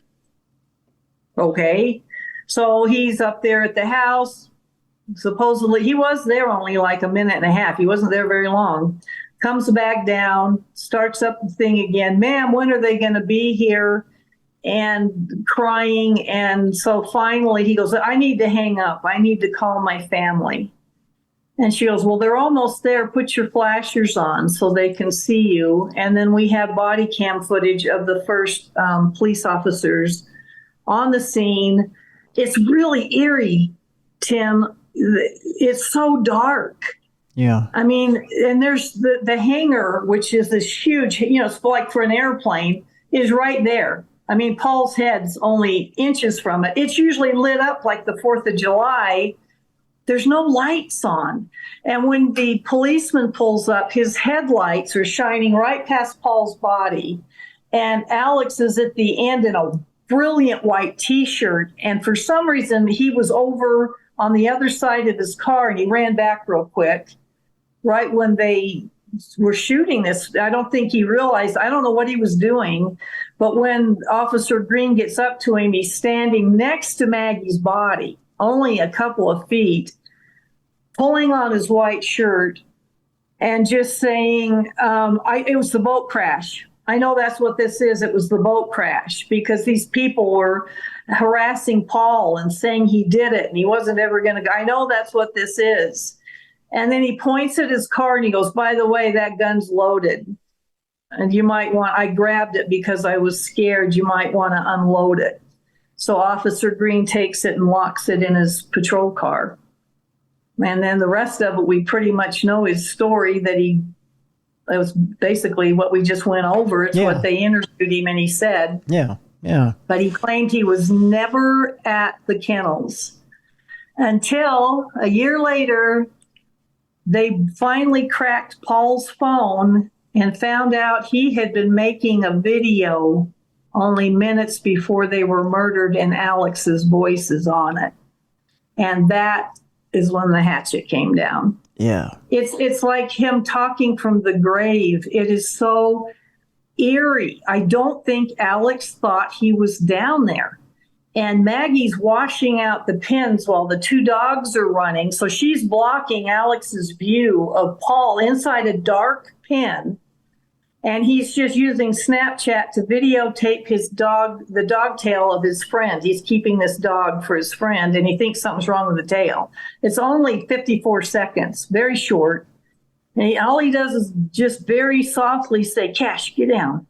And he's trying to film his tail, and you hear Maggie, who's obviously much closer to him. Mm-hmm. The dogs are running. She goes, he's got a bird in his mouth. It's a guinea. And you hear Alex much farther away go, it's a chicken. And Paul, who's right next to Maggie, said, it's a chicken. And then he goes, hey, Bubba, which means the dog's running around, and you hear Alex yell, Bubba, come here. And that was the end of the video. And I think at that point, Paul walked up to the feed shed, which was about 5 pins up, for a better cell phone connection to send the video to his friend. Plus his battery was at 2%. And within those few minutes, it all went down. Wow. And it proved Alex lied. He was at the kennels. Minutes before Paul shot the video, he was on the phone with the boy that owned the dog. And the boy heard him during that phone call. He heard his voice and identified it as Alex. So within 3 minutes after that video ended and you hear Alex, they were gunned down. You're going to tell me that he got out of and he was trying to say that he just talked to him for a minute and actually said, and then I got out of there. And Creighton Waters, the prosecuting attorney during his murder trial, said, yeah, you did. You got out of there, didn't you? Yeah. And he claims that 2-minute ride in the golf cart back to the house that he didn't even hear gunshots. 7 gunshots. So Paul was killed with a shotgun, a Benelli, once to the chest, and the other one entered his shoulder up through his jaw and blew the top of his head off. Oh, my God. And Maggie was shot 4 to 5 times with an AR-15 rifle. So 2 different guns, which never made any sense. No. That doesn't make sense at all. Do you think he was trying to make it look like there were multiple killers? Like it was maybe like you said, he had stated to the officer that this was retribution for the boat crash. Do you think he was trying to make it look like it was a multiple attack? Like it was, like it was maybe a family that came after them? Well, I realize my opinion flies in the face of the trial because they didn't present it as a possibility, but here's what I think. I think Paul was in the feed room. He was texting a girl that was trying to find out about what movie they were going to go see at some point. I think Alex had gone after Bubba, the dog, had circled around the hangar, and now he's going to shoot Maggie. Mm-hmm. The last time he saw her, she's in front of the pens with a hose. She finished that, walked to her car and checked her car was right there and checked text messages to see if there was an update on Alex's father. I think Alex, thinking that was the last place he saw her, had the assault rifle ready, and he walked past that open feed room door. And I think Paul turned and saw him, or there was a yell, or there was something that caught his attention. And his friend said Paul was always with a gun. And I believe Paul's Benelli, it was his favorite shotgun, was with him in the feed room, possibly leaning up against the wall. I think Paul grabbed the barrel of that gun. Alex dove in. This is tiny. This room is so tiny. Yeah. It's 10 feet long, but it's full of clutter, and there's nowhere to move. And I think Alex grabbed the gun from him from the butt end. I think that Paul had the barrel end, and when he did, it went off. And Paul was at an angle, and it hit his chest here, skittered across, went out under his left arm, and most of it went out the window behind him, leaving these bullet holes. And they actually said Paul took minutes. It didn't kill him. They said he would have survived that one. took minutes to walk to the open door, and they could tell by the dripping of the blood from this arm and his footprints. If Alex meant to shoot him, why didn't he just go ahead and do it again? Or what I'm thinking is, you've got an AR-15. If you meant to kill that boy, you would have just shot him in the head or in the chest instead of this sloppy. But he left him like that. And I think it's because Maggie, hearing the first shot, had come running and grabbed him and was trying to pull him away, because her DNA is found on the front and back of that white T-shirt that smelled like it just came out of the laundry. All of them testified to that. Okay. And I think when she did, that's when that second shot went off that was really low. Okay. It went up through his shoulder and his head. It was a really odd angle.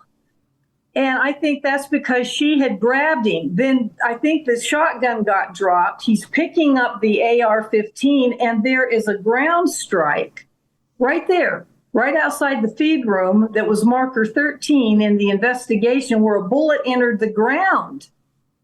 And then the next thing you know, he shoots her in the thigh. And she's only 3 feet from him. They're still in front of the feed room. I believe that bullet exited and went through the hangar. Then the next shot doesn't kill her either. And it goes in through here, and she's backing up. This shows to me there's a struggle going on at the feed room. Yeah. This doesn't look planned and methodical. No. And Kenny Kinsey, who was the reconstruction expert, said this looked last minute. It looked chaotic. And so for those reasons, I don't think he went there to kill Paul. I think it must have been the shock of a lifetime when he went past that open door and his son's standing right there. Yeah. Yeah, I think you're right. I think you've nailed it. Yeah. It's so sad. Yeah. So I thought, well, then why didn't the prosecution or the defense say that? Yeah. Because then he wouldn't be two premeditated murders. And the reason I believe the prosecution didn't was they didn't want that jury to feel sorry for him for 1 second. I think if there was any doubt in their mind that it wasn't premeditated, he could get off lighter. I do believe they just thought, let's just go for it, that he killed both of them. And again, this is just my opinion, Tim. I don't know. But that whole scene made absolutely no sense to me at all. Right. Right. No, I think you're right. I think you're right. He probably went there meaning to kill his his wife. His wife didn't mean to kill his son, but did. Well, why would you let him walk clear to the door before you shoot him again? Yeah. I mean, yeah. Paul's head and shoulder was just outside the door when the second shot, the fatal shot, killed him, and it was at an angle like this. It was like somebody had shot from their ankle. Yeah. None of this makes any sense. No, it doesn't. It doesn't. So with Alex Murdaugh today, I mean, as it stands right now, he's obviously in jail. And and where do things stand with him now? Where are we at with him now? Because it seems like everything is so discombobulated, or is it? Is it quite clear? No, it got quiet for a little while, but they let it be known they were going to try for an appeal right during the sentencing, which he has a right. I'm sure they're working on an appeal because to them, they thought it was wrong that all his financial stealing and embezzlement was allowed in as testimony against him. They felt that was undue prejudice, to prejudice the jury against him. I'm pretty sure the appeal is going to be because that should not have been allowed in. And his defense attorneys fought to get that kept out, and Judge Newman let it in. So there will probably be appeals. In the meantime, he still has to be brought up on over 100 counts of insurance fraud and embezzlement. So all of that's coming up. His partner, Russell Lafitte from Palmetto State Bank, just had his sentencing, 7 years in prison. They let him go home for a little bit to get his affairs in order, but he'll be in prison for 7 years. And Alex's other accomplice, Corey Fleming, who's an attorney who also helped him embezzle the clients. His court case is coming up, I think, next month in September. So you've still got those. You've got the results from the grand jury for Stephen Smith.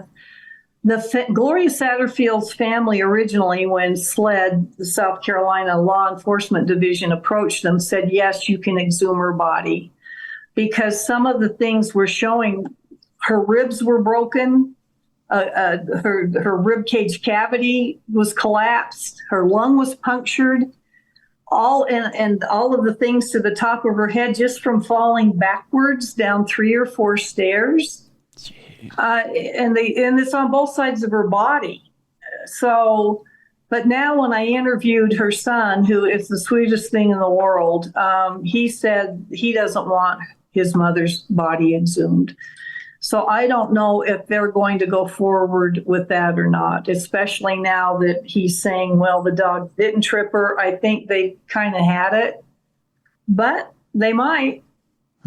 He still, this young man is amazing, Tim. He has people, I'm going, seriously?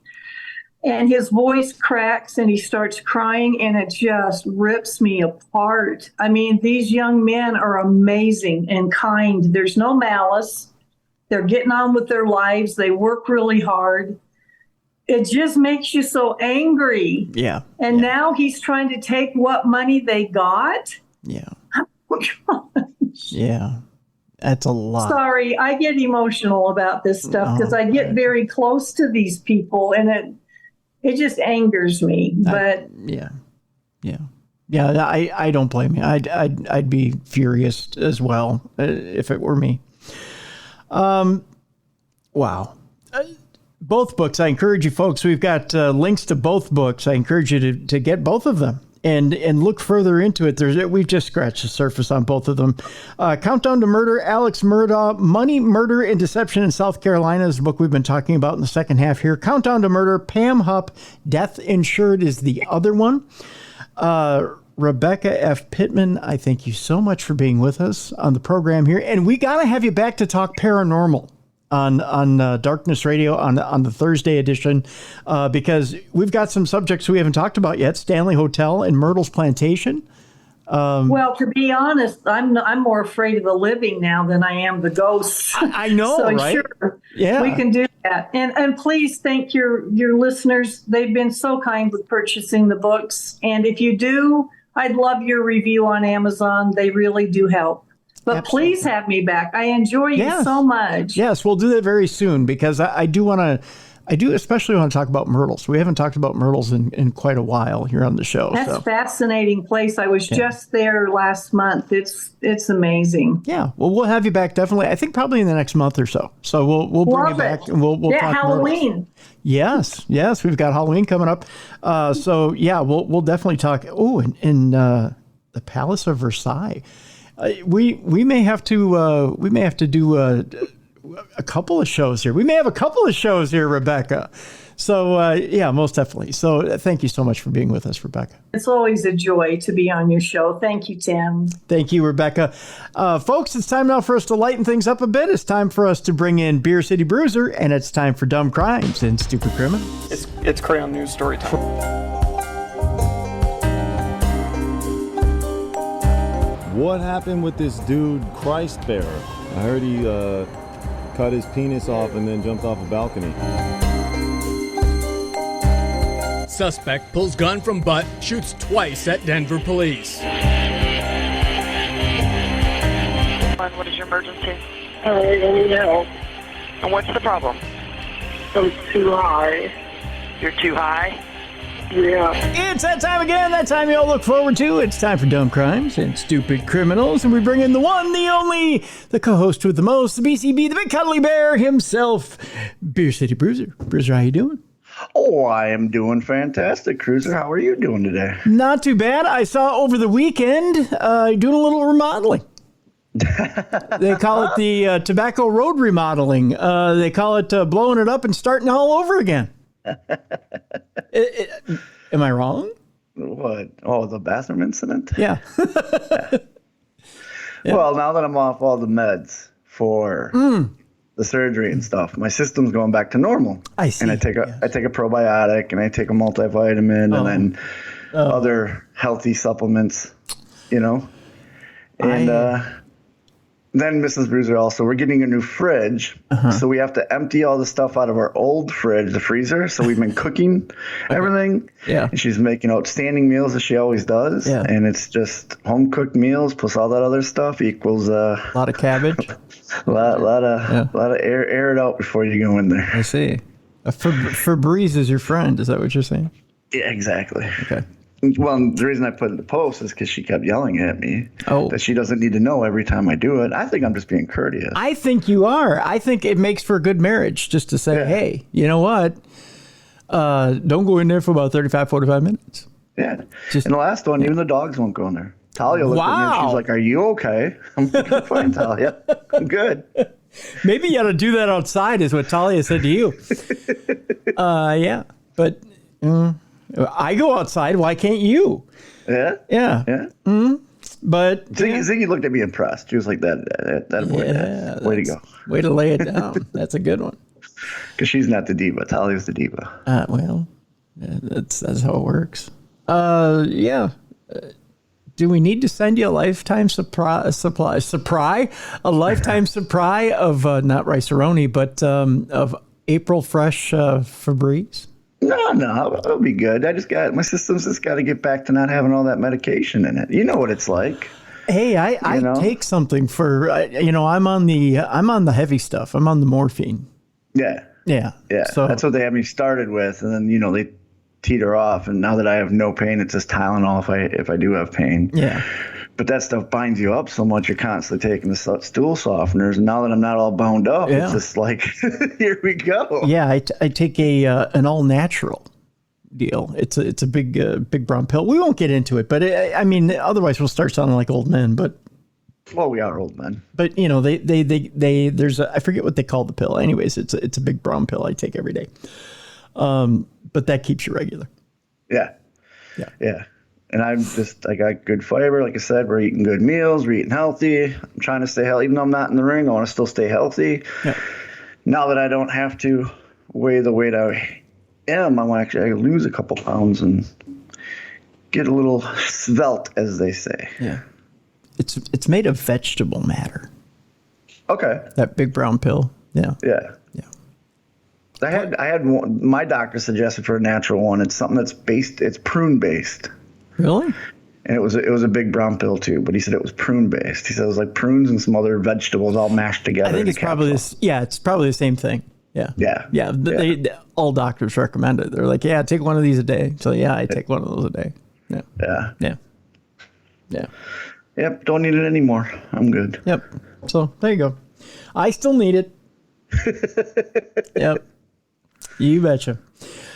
Anywho, Dumb Crimes, Stupid Criminals. We call this the shitty edition. No, I'm kidding. No, just kidding. No. We're going to get emails about our bathroom humor. Yes, we will, eventually.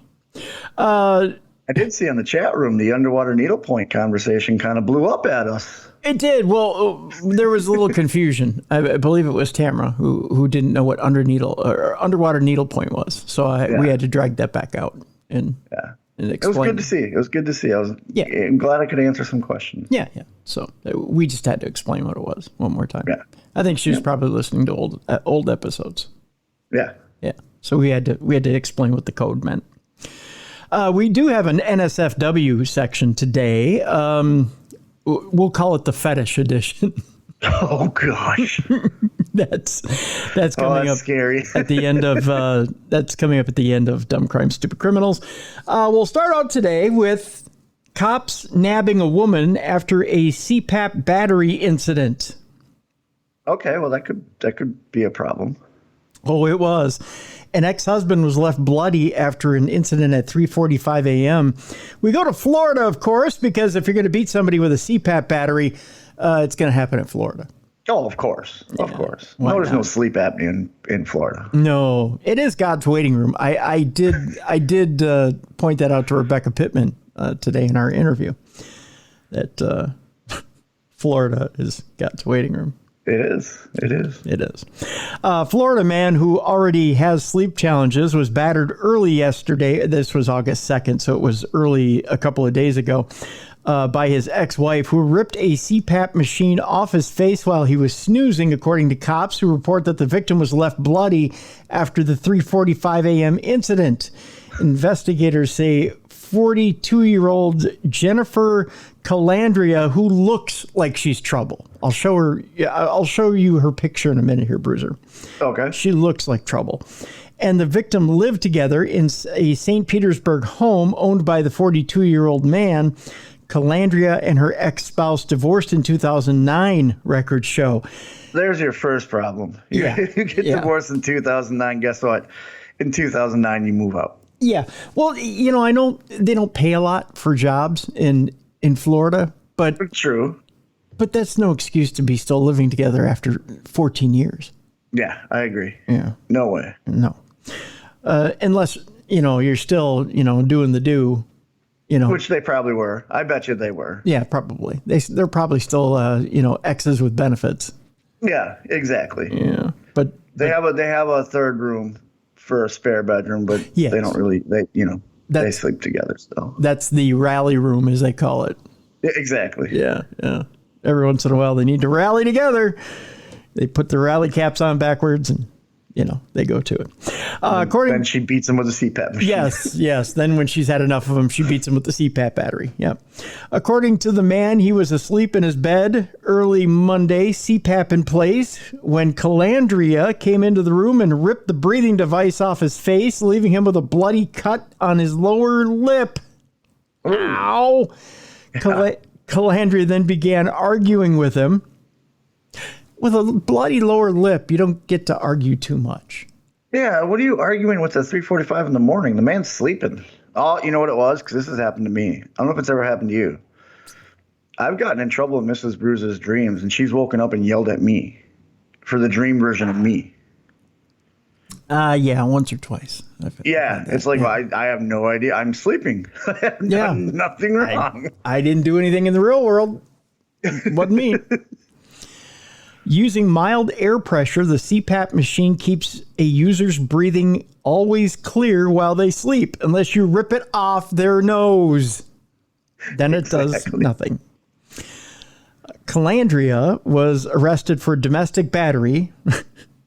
Of course, it's irony, a misdemeanor, and booked into the county jail, from which she was released on August 2nd on her own recognizance.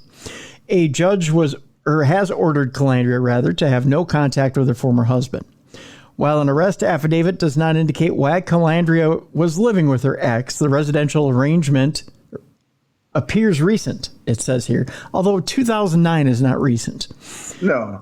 Last year, the victim was arrested following a domestic confrontation with a woman whom he had been in a romantic relationship with for 12 years. So there is a bit of jealousy. So I think what it was is they were living together. Then he met this other lady. She moves in with them. So now you got a Three's Company situation. He's probably still getting on the side with the ex-wife. Yeah. Come and knock on our door. Exactly. And then something happened last night where on the second, she just decided, hey, I'm going to rip off your CPAP and beat you with it. Yeah. That domestic battery case, by the way, was dropped by prosecutors, probably because they couldn't think of a good reason to keep it going. By the way, does she spell trouble? Oh, yeah. Yeah. 100%. She just looks like she's going to rip the CPAP off your face and beat you with it. She looks like if you ordered Sandra Bullock on Wish. That's a good one. Yes, she does. Sandra Bullock on Wish. That's exactly what she would remind you of. And everybody's got that mental image now. I know that. Yeah. She's not the Etsy version of Sandra Bullock. No, she's the Wish version. She is. Ooh, boy. Oy vey. Mm-hmm. I don't think we reported this story at the time. Did we talk about the shocking Mother's Day gift of a Wisconsin man? No. I don't think we did. What did my fellow Wisconsin brethren give to his mom? No, not the gift mom asked for, I'll tell you that much. Let's go back in time, shall we? Back to May, when the most shocking Mother's Day gift this year was the handiwork of a Wisconsin man. During a disturbance on Mother's Day, a 43-year-old woman was tased in the neck by her son. Oh, well, happy Mother's Day. He just wanted to add a little spark to the marriage. Well, it's not a marriage. Relationship. Maybe in Wisconsin it is. I don't know. Maybe he's getting back at her for all the time she made him go out in the yard and get a switch. That could be. Tased in the neck by her son, who was upset because he could not find his phone. Of course. Ma, where's my phone? If you can't find it for me, I'm going to tase you in the frickin' neck. It's called Find My Phone, son. Click the button. That's right. Investigators say that 22-year-old Andrew Peterson tased his mother in the victim's home in Lone Rock, a village about 45 miles west of Madison, where I believe there is cousin spawning. I'm not sure. After the tasing, Peterson left the residence with his 20-year-old girlfriend and the couple's young child. Oh, he's setting a good example. Yeah, he's like, here's child, here's how you treat your mother. Yep. If she doesn't give you everything you want, you just tase her in the neck. Hey, and he looked at his girlfriend and said, hey, you get ready. Hey, son, you want to see Grandma hit the deck? Police subsequently located Peterson, who reportedly admitted to using an electronic weapon on his mother on Mother's Day. Oh, all days. What a blessed cherub he is. I'd hate to see what you got her for Christmas. Oh, well, let's just say it was a bright, twinkling, shining Garrett. I just think a cattle or garrote. Like he just keeps going up in electricity, trying to build a good old Sparky. Peterson's girlfriend, Colleen Parker, the most unfortunate woman walking the planet, was also arrested for allegedly punching Peterson's mother in the face during a confrontation on Thursday. That's because all her OnlyFans stuff is on his phone. She's got to post to her OnlyFans. That's right. Boy, are they quite the couple. Oh, yeah. Couple of the year. That's a couple you want to go on a double date with. Yeah. Peterson and Parker pictured... Oh, I have them pictured in mugshots I'm going to show you. You're going to love them. Their child's in for a great future. You thought that some of the royal couples are stunning? Wait till you see these two. All right. Peterson and Parker had been living in the victim's home for the past several months. Of course they were. Oh yeah, they don't have jobs. They don't pay their own rent.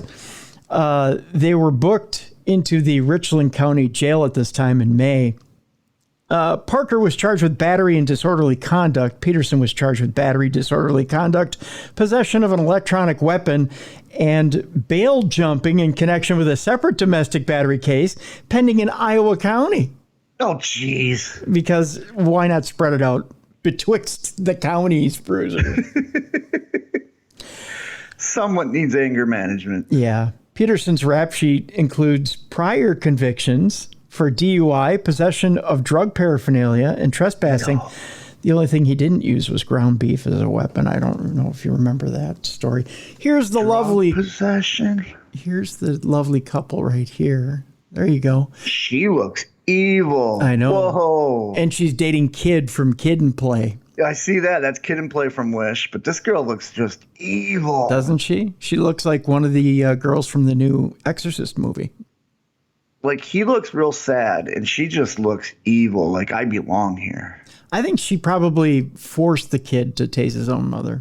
I think so, too. I agree. Yeah. Yeah, she wears all the pants in that family. Oh, yeah, she does. Yeah, she is one evil woman. Evil woman.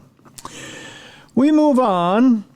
If you thought they were evil for teasing and tasing their mother on Mother's Day, this guy is the guy that you absolutely want to kill for holding up your flight.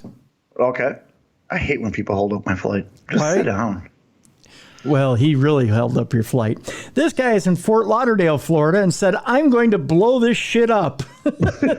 Please don't say that. Oh, he more than hold up the flight. Oh, he did, and he held up his flight. That man is accused of saying that after missing his flight in Fort Lauderdale. A man who showed up late to his American Airlines flight at the Fort Lauderdale Hollywood International Airport on Monday afternoon expressed his displeasure by making a bomb threat. It's not like it was before 2001 there, champ. Like, this is now going to take your whole day up. And then some. Yeah, you are, and not only you, but every passenger on that plane. Authorities say 30-year-old Vincent Serino, oh, it must be nice to be young, of Clewiston, showed up to the gate, was told his flight was closed, and then enraged, said to the gate agent, "I'm going to blow this shit up. I'm going to take you all out," prompting her to call 911. What else was she supposed to do? Well, yeah. And you know what? His whole theory, if I'm not going, nobody's going. Yep. And guess what? They took off. You're still not getting on that flight there, Junior. And everyone was holding the middle finger up as they drove past it. That's right. See you later, buddy. Blow this up. Yep. Broward Sheriff's Office deputies arrested him soon after. And I bet you it wasn't a gentle arrest. Oh, no. These are the ones, sir. It's 9 or 10 cops, and they take you down, and all 9 or 10 are laying on you. There's a lot of knees and pressure points, and you get gaffled. Yeah, it's fun. When I attempted to advise Serino of his Miranda rights, he refused to allow it, BSO Deputy Christopher Anderson wrote in an arrest report. They call that resisting. Exactly. Yeah. People think nowadays that if you resist long enough, like, it just all goes away. No, you just add more charges to it. I watch that On Patrol Live. Yeah. You see people arguing with the cops all the time. It's like, why are you you're just adding more charges? Yeah. Like, why be stupid? Exactly. That's my point.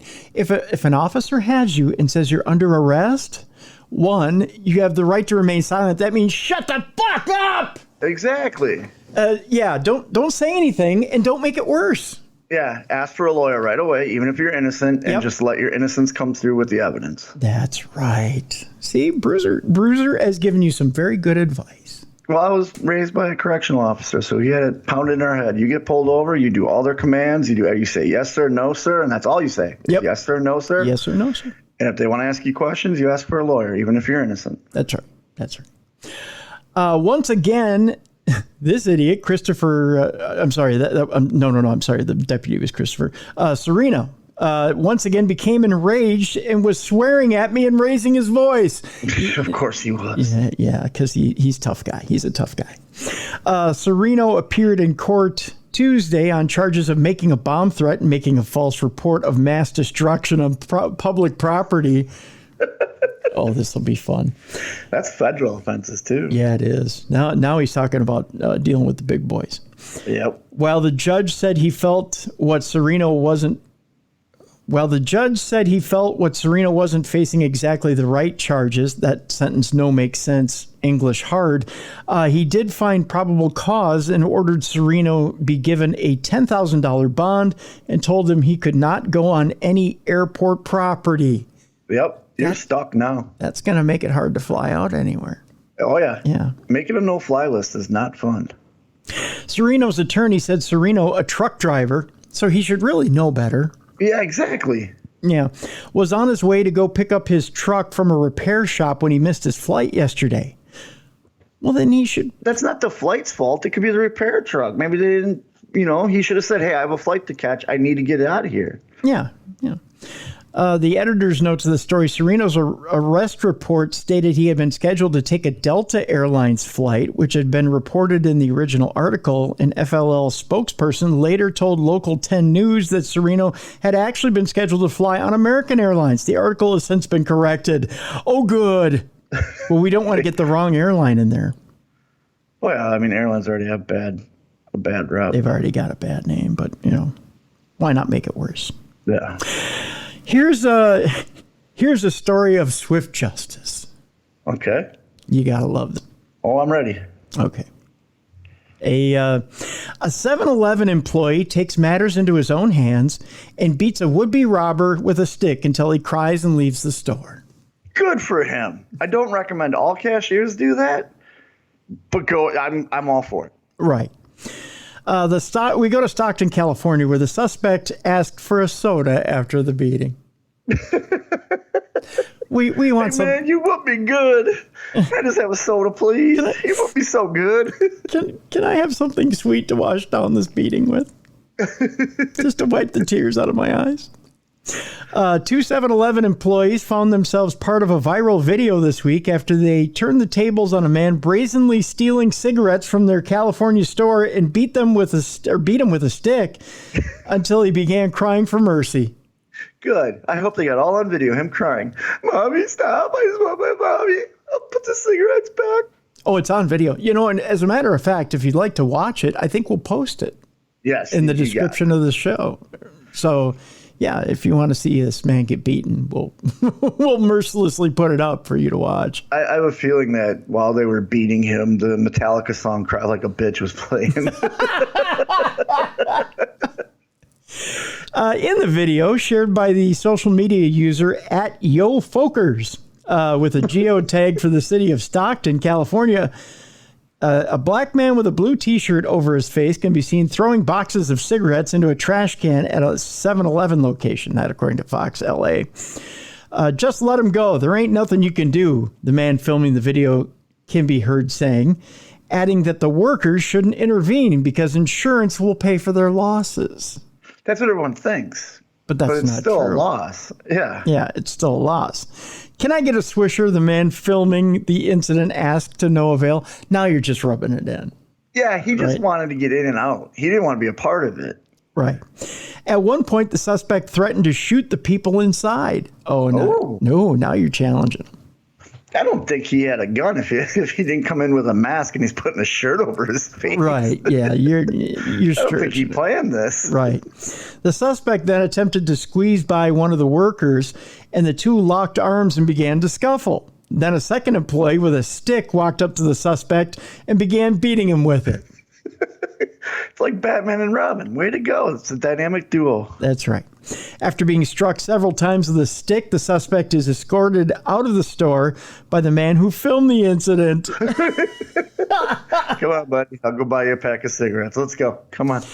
The video has been viewed tens of millions of times on social media and was retweeted by many conservatives who said it is a sign that people across the country are fed up with rampant crime and progressive jurisdictions that have stopped prosecuting certain offenses. This is what happens when authorities won't or can't enforce the law, and some citizens decide that they've had enough. That is stupid that they made it political. Yeah, I know. It's not. It was just two people that realized they weren't in danger and took matters in their own hands. That's right. That's all it was. That's right. Anybody of any political persuasion who's just taken enough crap would beat the crap out of anybody. Doesn't matter what color they are either, for that matter. It doesn't. Yeah. It has no. Doesn't matter at all. Yeah, they'll just haul off and beat your ass with a stick if you're not armed. If you're male, female, black, white, trans, gay, whatever, you're stealing, you're getting hit with a stick. Especially if you don't have a weapon. Now, if that kid would have pulled a gun, it's a different story. Yeah, and I'm sure that's probably what the stick guy was thinking. Like, okay, he might have a gun. Let's let him go. And then as soon as he went past the one employee and didn't brandish any weapon, he probably went, we're going now. Yep, time to grab that stick and play piñata. Exactly. Is exactly what he was thinking. Speaking of fighting off intruders, this is a weird week for intruders and things that happen after the intrusion. So Get ready for this. An 87-year-old woman, and by the way, I got to thank our listeners this week for the stories because they're funny and they're odd. And so... they're everything we hope for. That's right. So I got to thank Tom. I got to thank, my God, the list of names is amazing. So, and we had more than a few. Let's see here. So, and I'll try to make this quick here. Tom sent in one. Brandon sent in one. Also, we got one from Mac. We got one from, the list is, Margot sent one in.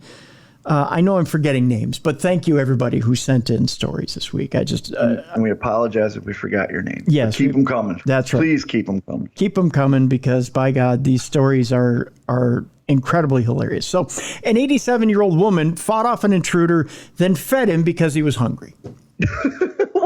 See, that shows the generations right there. That's right. Remember back in the day, like I know when I first started drinking, you could get into a bar fight. You'd both beat each other's brains in and then just have a beer afterwards. It was all said and done. There's no cops, no lawyers. And that's what this lady's showing. She just beat the piss out of him and then feed him because he was hungry. An 87-year-old woman from Brunswick, Maine is being praised for both her toughness and compassion after dealing with an intruder in her home. Marjorie Perkins awoke around 2 a.m. on July 26th to find a man standing over her bed. Scary. The man, who was not wearing a shirt or pants, threatened to cut her. Cut her with what? That's a whole other thing. Perkins jumped out of bed and used a chair as a shield as she fought back against the teenage intruder. Okay, different scenarios running through my head right now. First of all, you're 87. You got a teenager standing over you. He's not exactly dressed, if you know what I mean. And the first thing you do is you're like, hoppa, here's a chair. I don't know why I'm going Italian on the bit. Well, she was reaching for the Vagisil, but accidentally grabbed a chair instead. Right, yeah. She tripped over the chair and figured, well, this will work if he's got a knife. Yeah. Perkins told CNN he kept knocking me against the wall. He put a bruise on my forehead and one on my cheek. What? Yeah. Perkins managed to force the intruder out of her bedroom, and she followed him into the kitchen. He stopped in the kitchen by the sink and said he was very hungry and he hadn't had anything to eat in a long time. Who stops a fight? Okay, first of all, you threaten to knife this woman, and then you're like, oh, it's okay. Hold on a minute. I haven't had anything to eat in a very long time. I'm very hungry. That was the intermission part of the assault. Right. So the intermission song played. The dun, dun, dun, dun, dun, you know, that's playing. Yeah. And he's like, oh, hey, this is where I go to the snack bar. All of a sudden you hear, let's go out to the movies. Let's go out to the movies. Perkins then offered the teen some food and drinks to stall for time. Hopefully she called 911 at some point in time before this. She gave him a box of peanut butter and honey crackers, 2 tangerines, and 2 protein drinks. Oh, that would take him a lot of time. Yeah. While he ate, Perkins called 911 on a rotary phone. That's how long it took. But you know what? He's a teenager, so he was confused and had no idea what that was, what that contraption she was doing. He thought she was trying to dial up her time machine and go back in time. Are you setting the oven? Is that what you're doing? Yeah. It's 911 degrees. It's okay, honey. I'm making you a roast. I'm calling the chef right now to make a special meal for you. While she was speaking to the dispatcher, the teen put on his pants and left her home. Oh, so he had pants there. Okay. So wait, he took off his pants to go do what to her?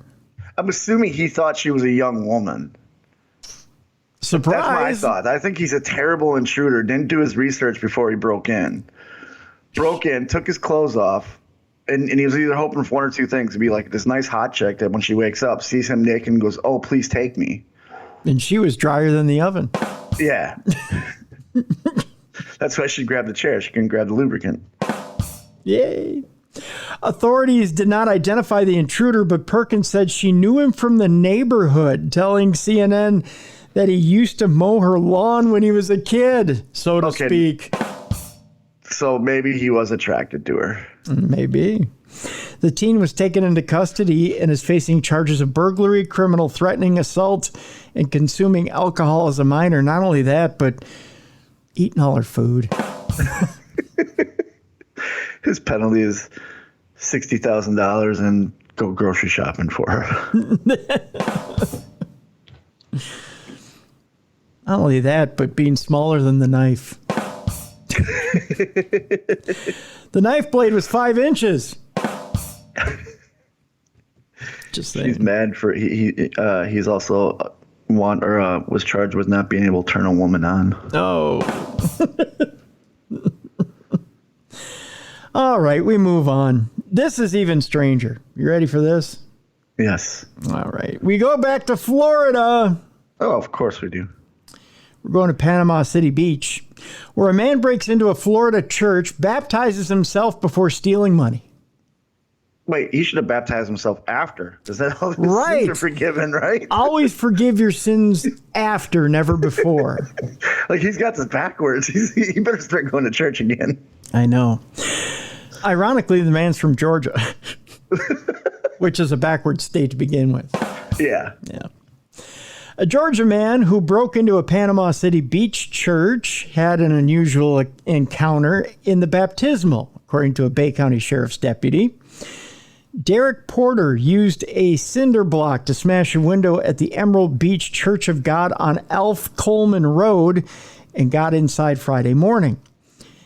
A woman working in the church heard the sound and fled, according to deputies. While inside, Porter caused approximately $8,000 worth of damage to the church.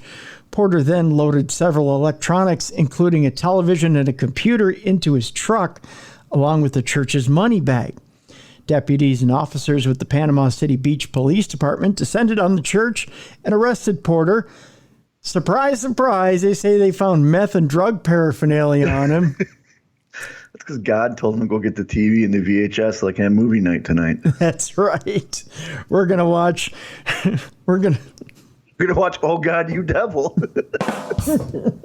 You said it, I didn't. Good old George Byrne. That's right. Wow, that's digging. Yeah, but our younger audience is like, huh? You and me are the only ones who get that joke. I have an autographed George Burns 8x10 around here. I told a George Burns joke at wrestling training last week, and it was met with complete silence. I'm not surprised. I'm like, go Wikipedia, watch his stuff. He's a funny, funny man. He is. He's very funny. Yeah, 'cause it was a cigar thing. They're like, oh, where'd you get the inspiration for the cigar? I said, George Burns. He's known for it. And no one had a clue. Seriously. Yeah, not a clue. Burns and Allen is some of the best comedy ever. Yeah. Those items may or may not explain an incident that occurred while Porter was rummaging through the facility. Porter stated that he could not remember what happened during various moments inside the church. He did remember, however, baptizing himself in the church's baptistry pool. AKA, he was in the men's room. Yeah, it was the urinal. He thought it was a baptistry pool. It turns out it was a urinal. He ended up... You know, as I was taking a dip in the baptistry pool, I actually had a little bit of cake. Hence why you smell like piss. That's right. Porter claims something was holding his head down underwater while in the pool. It was the priest. Porter wasn't the only one who used the baptistry Friday. Body camera footage released by the sheriff's office shows deputies making contact with Porter and clearing the church, while inside a BCSO canine decides to beat the heat and cool off in the baptismal. Hey, puppies get hot too, man. And all dogs go to heaven. That just proves it. Oh, no. Porter, who was already out on bond for burglary in Georgia, is now charged with burglary of an occupied structure, criminal mischief, possession of meth, and possession of drug paraphernalia and pissing off God.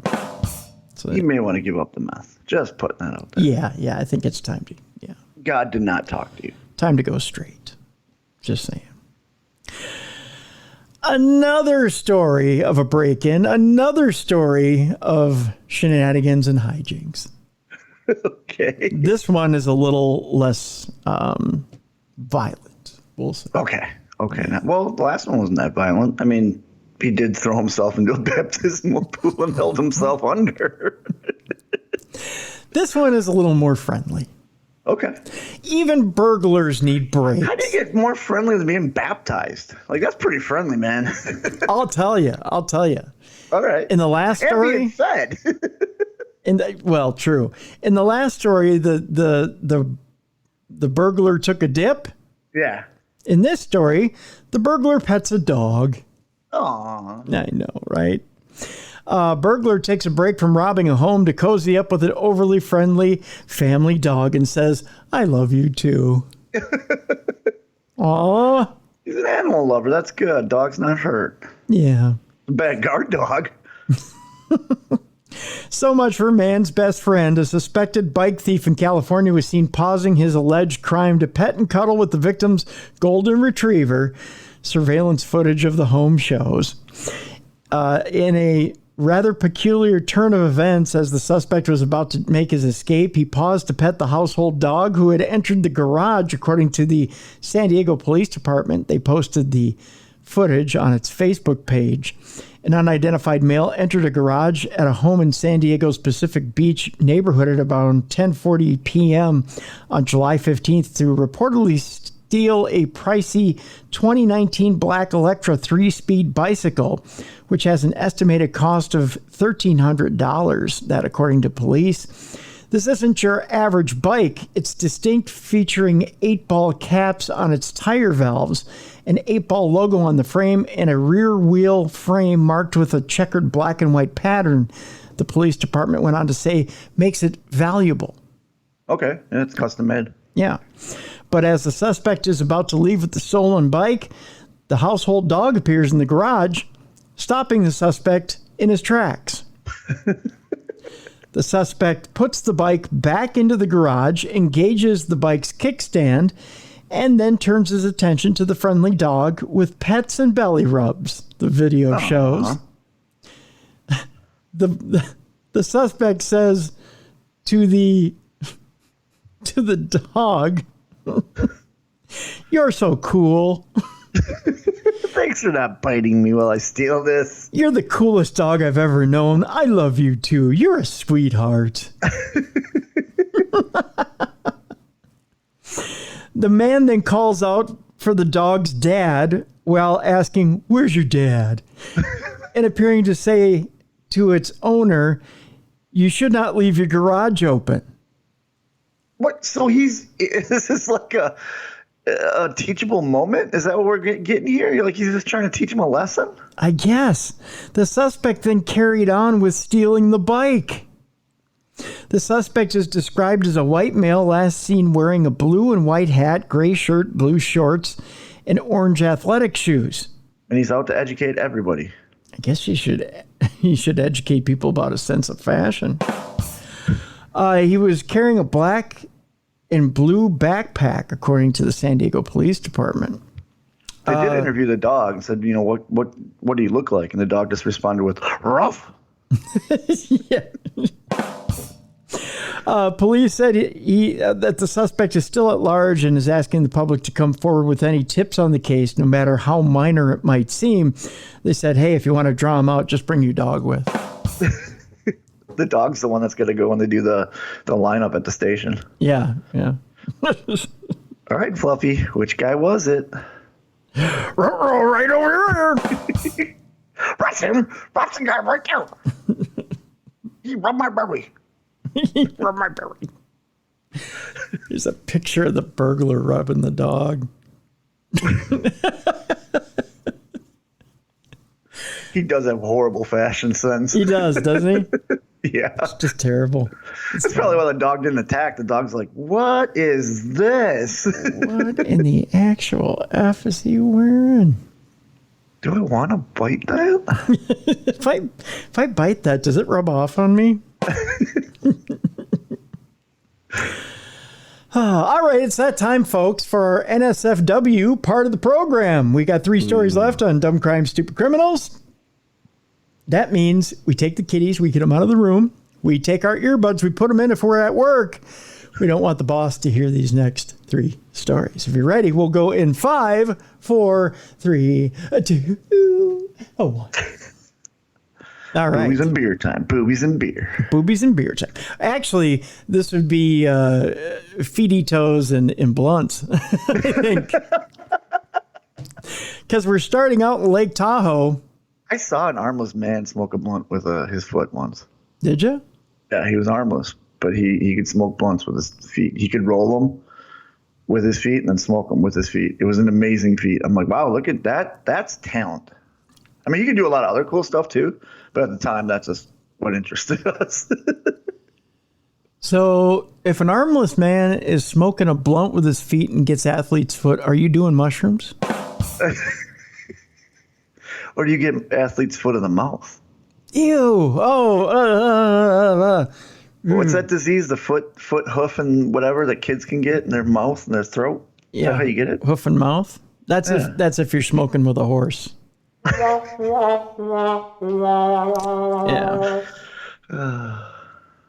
don't know. Let's move on. A Lake Tahoe foot fondler who broke into two women's homes as they slept is in custody. Let me ask you this, Bruiser. I don't get foot fondler. Okay. What?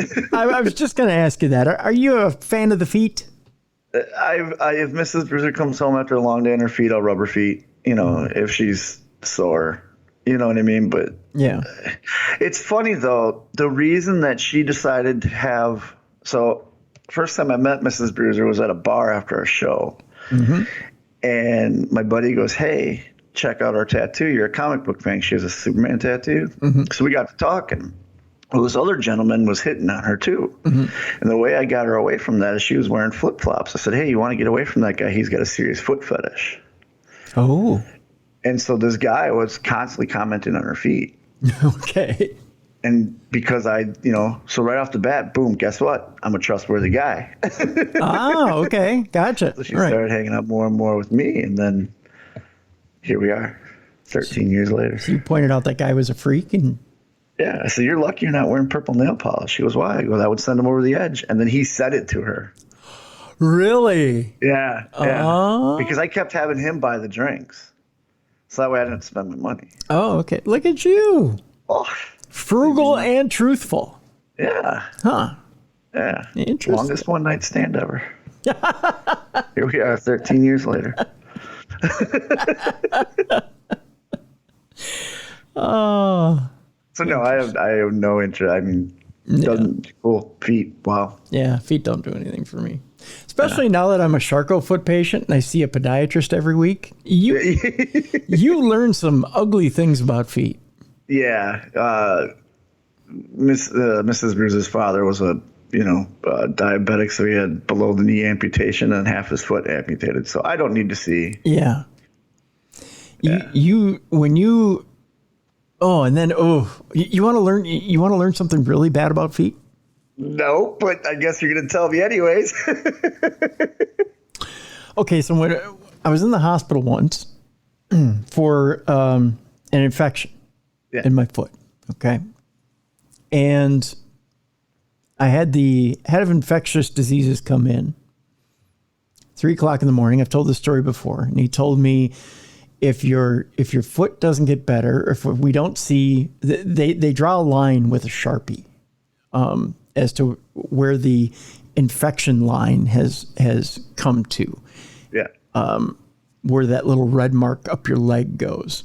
And he says if it advances past this line, and they draw it on your leg, if it advances past that line, we're going to take your leg in the morning. Right. Okay. Kind of a scary scenario. Oh, yeah. So you've got about 3 hours because they come in at about 6 a.m. So he's standing there, and I don't have anybody to call at 3 a.m. It's not like you're going to wake the parents up or anything like that. Right. You've only got about 3 hours. But he says to me, I say, "Oh, well, do I get a shower in the morning?" I hadn't showered in days, right? I'm just feeling grody, and he goes, "Oh, no shower." And I'm like, "Why?" And he goes, "Do you know what happens when you shower?" I go, "No." He goes, "First of all, you haven't had a shower in days, right?" I go, "Yeah." He goes, "Okay. As an infectious diseases guy, let me tell you what happens." I said, "Okay." He goes, "I think I know where you're going with this." He goes, I'm gonna just break it down for you real simple, and I'm gonna in blatant terms." I said, "Okay." He said, "Have you been to the bathroom? Like, have you had a number 2? I said, "Yeah." And he goes, "All right. When you wash, all the germs from your butt crack are going to flow down your leg and right to that infection spot. He said, not only that, this is the part that gets me. Those germs stick to your feet. Even after the shower's over. Yeah. So all of those that have that foot fetish, I like to suck on toes. Sucking on shit. Welcome to Shitsville. I have a buddy who he has to wear aqua socks or flip flops or slides or something in the shower because somebody told him that when he was like 5. So it's always stuck in his head. Yeah. So I always joke with him. I go, well, what do I do if I shit in the shower? Do I use my hand or my foot? And he goes, you don't shit in the shower. I'm like, why not? Save water. And he gets so mad. I don't shit in the shower, but I just like watching him get so angry. It doesn't matter if he wears flip-flops because when he washes his own ass, the stuff out of his ass crack is going down to his feet. I am now ruining his world as soon as we're done here. Do it because it runs down his ass crack, down his leg. So it's going to go in the aqua socks. It's going to go in the slides. Yes. It's going to go. If anything, the socks trap the bacteria. So you are making my day right now. You have no idea because that's the one thing that he is like adamant about. You know what I mean? Is feet in the shower. He has to take off the socks and take off the slides, wash his feet, and put them back in the slides in order to guarantee anything. Okay. Yep. I'm going to ruin his world when we're done here. Do so. And he has to have an antimicrobial mat to stand on while he does this. He has that. He has that in the shower. And he has one that he travels with that he puts out when he gets out of the shower. Like it's only his feet. So. Okay. But he still has to wash his feet in order to avoid that, because the fecal matter from his ass crack, he's just as the way, and I know there are people right now going, why are you talking about this? It's the NSFW part of the show, folks. Essentially, and we're talking feet here, so it's related. Essentially, the fecal matter and the bacteria from your fecal matter still end up on your feet. Ugh. Because there's people like licking those and they like rubbing their face on them. Ugh. Yep. So and this was the head of infectious diseases at the University of Minnesota that told me this. Yeah, so he kind of knows what he's talking about. Yeah, and he said there's no way I'm going to let you with an open sore and an infection go take a shower. Yeah. He goes, not even with a cast cover. I'm not going to let you do it because there's a chance you could get it wet. Yeah. So I was like, shit, I really need a shower. But that shower after, doesn't it feel great? Oh, finally get that shower. It's the greatest thing in the world. Best shower ever. Yeah. I remember my shower after my hip surgery. Greatest thing in the world. That's right. So we go back to Lake Tahoe with that in mind. By the way, enjoy your shower tomorrow. And by the way, enjoy talking to your buddy tonight. It's going to make the drive to training tonight so much faster and better because I'm so excited. A Lake Tahoe foot fondler who broke into 2 women's homes as they slept is in custody, according to police. 26-year-old Mark Anthony Gonzalez was arrested on burglary and battery charges after allegedly breaking into 2 condos last month and rubbing women's feet while they slept. A suspect has been arrested in the case of an intruder who broke into 2 women's vacation homes in Lake Tahoe, Nevada, and fondled their feet as they slept. That, according to authorities, 26-year-old Mark Anthony Gonzalez was taken into custody on Tuesday at his home in Atwater, California, a city about 31 miles southeast of Modesto, on 2 counts of burglary and 2 counts of battery. That, according to the Douglas County Sheriff's Office, in a Facebook post. Gonzalez allegedly entered 2 women's resort condominiums at a resort in State Line, a census-designated place about 60 miles southwest of Reno, through unlocked screen doors between July 1st and July 3rd. He allegedly rubbed the women's feet while they slept in their beds. Creepy. According to the sheriff's office, the women... Did they not wake up? I'd wake up. The women woke up. We're getting there. Okay. The women woke up in the midst of the assaults and confronted the man before he fled the scene. Why do you not get kicked in the head when this happens? I'm going to say, that's like kicking zone. Like, you're right in the zone to get kicked. Yeah, I would think he has broken his nose multiple times. Yeah, exactly. Or lost some teeth or something. Yeah. The incidents prompted the officials to urge locals to lock their doors. Forensic techniques were used to identify Gonzalez. According to the sheriff's office, he was suspected of numerous crimes in the Atwater and Merced County areas, including the theft of women's shoes, trespassing, and sexual self-gratification. That's right, ladies. He didn't just go in to rub the feet. No, he used those shoes for something. Yeah. During some of these incidents, investigators believe that Gonzalez's crimes were escalating in nature, according to the sheriff's office. Jail records show Gonzalez was booked into the John LaTorrica Correctional Facility in Merced just before 8:40 a.m. local time on Tuesday. He was booked on a fugitive warrant without bond as he awaited extradition to Nevada. Eric Cacanero, that's what it is, community relations manager for Douglas County, said that it was not immediately clear how much prison time Gonzalez would face if convicted, or if he had a lawyer who could speak on his behalf. Cacanero said that as of late Wednesday morning, Gonzalez was still not in their custody in Nevada, and added that the arrest affidavit can't be released until he arrives in Douglas County and is arraigned. A representative for Douglas County District Attorney's Office cannot immediately be reached by NBC News on Wednesday. Hopefully he gets used to big burly men's hairy feet. That's right. That's all he's going to be seeing for a while. Because he's going to be rubbing and sucking on them for quite a bit. I'll tell you that. We move on where it gets a little bit more serious than just rubbing feet. Okay. This one is a conundrum wrapped in an enigma, circled within a, I don't know, postulate problem, I guess. Now I'm going to have somebody say my English is not correct in that. Yeah. Yeah. An Arkansas cop is arrested after trying to have sex with an undercover officer posing as an underage girl. You would think he would know better. So he was just left out of the memo? I guess. An Arkansas cop who previously boasted that he is a figure young people look to was arrested in Texas after he allegedly sought sex with an underage girl who turned out to be an undercover officer. All right, everybody, don't tell Mike, but this is what we're doing this week. Sir, he just came up on my message board. Who told him? No. He wants to talk to the underage girl. Oh my gosh, I got to ask my buddy about this guy. Okay.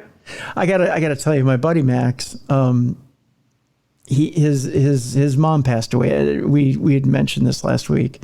Yep. He's from Texarkana, and this officer is a Texarkana, Arkansas officer. So you got inside information. Look at you. Yeah. Texarkana, Arkansas police officer, 31-year-old Telvin Wilson, was among 3 suspects hit with charges last week tied to a sting operation conducted by police in the Twin City of Texarkana, Texas.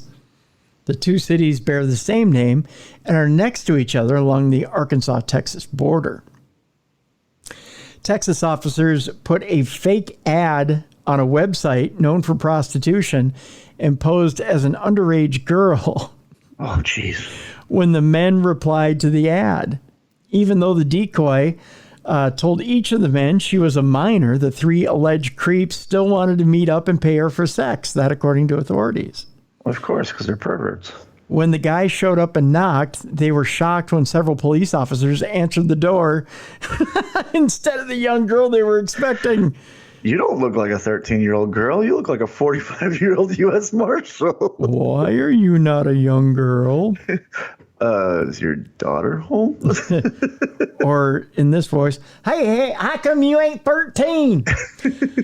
Or, Sarge, what you doing here? What you doing here, Sarge? I didn't expect you to be here. Wilson was charged with online solicitation of a minor, which is sexual conduct, and his bail was set at $100,000. Good, let him rot. Yep. The Texarkana, Arkansas Police Department told Fox News Digital Wilson was fired right after officials learned about the arrest.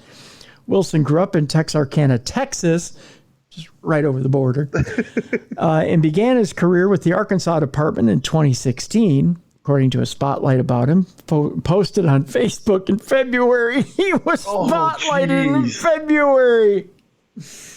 Oh, that's awkward. Well, he's spotlighted again, just not the same way. That's right.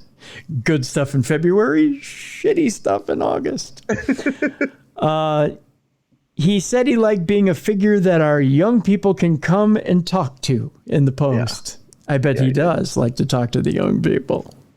So he's going into jail not only as a pedophile, but as a cop, too. Like, it's double whammy for him. Oh. Can you imagine how much they're going to love him in jail? Oh, they're going to destroy him. He's going to go into solitary for sure. Oh, yeah. Here's a quote directly from the officer.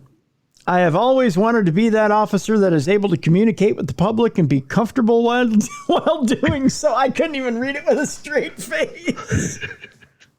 He's comfortable, all right. Here's another quote from Officer Wilson, or former Officer Wilson. I'm a proud father of two, how are you going to explain this to him, who I enjoy spending time with. When I am off duty, I enjoy going to the gym and working out. Wow. Creepy. You want to show the 12-year-olds this muscle? Bet you the right hand's stronger than the left. Oh, 100%. Yeah. The other two suspects arrested in the sting were 33-year-old Adarius Wills on charges of online solicitation of a minor and delivery of marijuana. He was bringing weed for the underager. Yeah, he was. And 37-year-old James Willis, there's a difference, there's an I in the second one, on charges of online solicitation of a minor, delivery of a controlled substance, resisting arrest, evading arrest, abandoning and endangering a child with intent to return, and possession of a controlled substance. So basically, the other guys, when the cops showed up, got down, put their hands up, were arrested. This guy decided he's going to take off running. So they decided, okay, we're going to throw extra charges on you. He went, you're what? Goodbye. By the way, the sting operation happened over 2 days. Nice. What do you think the cop said? When he got arrested? When he showed up, I'm just here for the sting. I'm here to relieve somebody, not relieve myself. That was an abbreviated. Here's the cop, by the way. Oh, yeah, he's a piece of crap. I think he's got a swinging chance at defending himself. So this is like the Wish version, because he looks like the Wish version of the guy that owned Death Row Records. He does, doesn't he? He looks like the Wish version of Suge Knight. Yeah. He's the Wish version of Suge Knight. Yeah. Yeah, he is. He kind of looks like it's a out there reference, but he kind of looks like God. He looks like one of the Vikings linemen, defensive linemen. And he's acting just like him because he failed to deliver. He choked on the goal line. He choked on something. He choked on something. Yeah. That's a big boy, too. Yeah, he is. And finally today on Dumb Crime, Stupid Criminals, Bruce, I only pulled this story. It's not really, we got this one from Tom. Okay. This isn't really a dumb crime story, but okay. I think he pulled it because you're always talking about how meteorologists are drawing penises on their weather maps. They are. Show me one that's not. They all do it. Or weather women, weather men, weather women, weather people. Yeah. Are always drawing dicks on their weather maps. They sure are. So Tom pulled this one for you. All right. A frustrated Lufthansa pilot flies his plane in a 15-mile-long penis pattern after being diverted to a different airport. I would love to be the air traffic controller on that one. Lufthansa, by the way, blamed wind shear for the unusual flight pattern. See, the winds, winds are a little horny now. This is the horny season for the winds. That was not a dick pattern in the air. Wind is not a dick. The wind was just very excited. A Lufthansa pilot reportedly flew a plane full of passengers in a flight pattern that resembled, let's face it, a dick on radar. Do you think the passengers knew, like, hey, man, we've been turning a lot. If you add all the turns together, I think we're in the shape of a dick right now. Kind of feel like the balls. I hope they don't eject us anytime soon.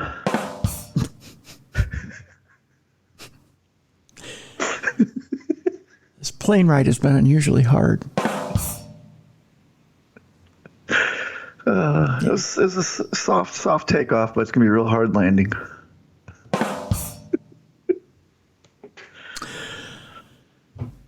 Boy, this pilot's really getting the shaft, isn't he?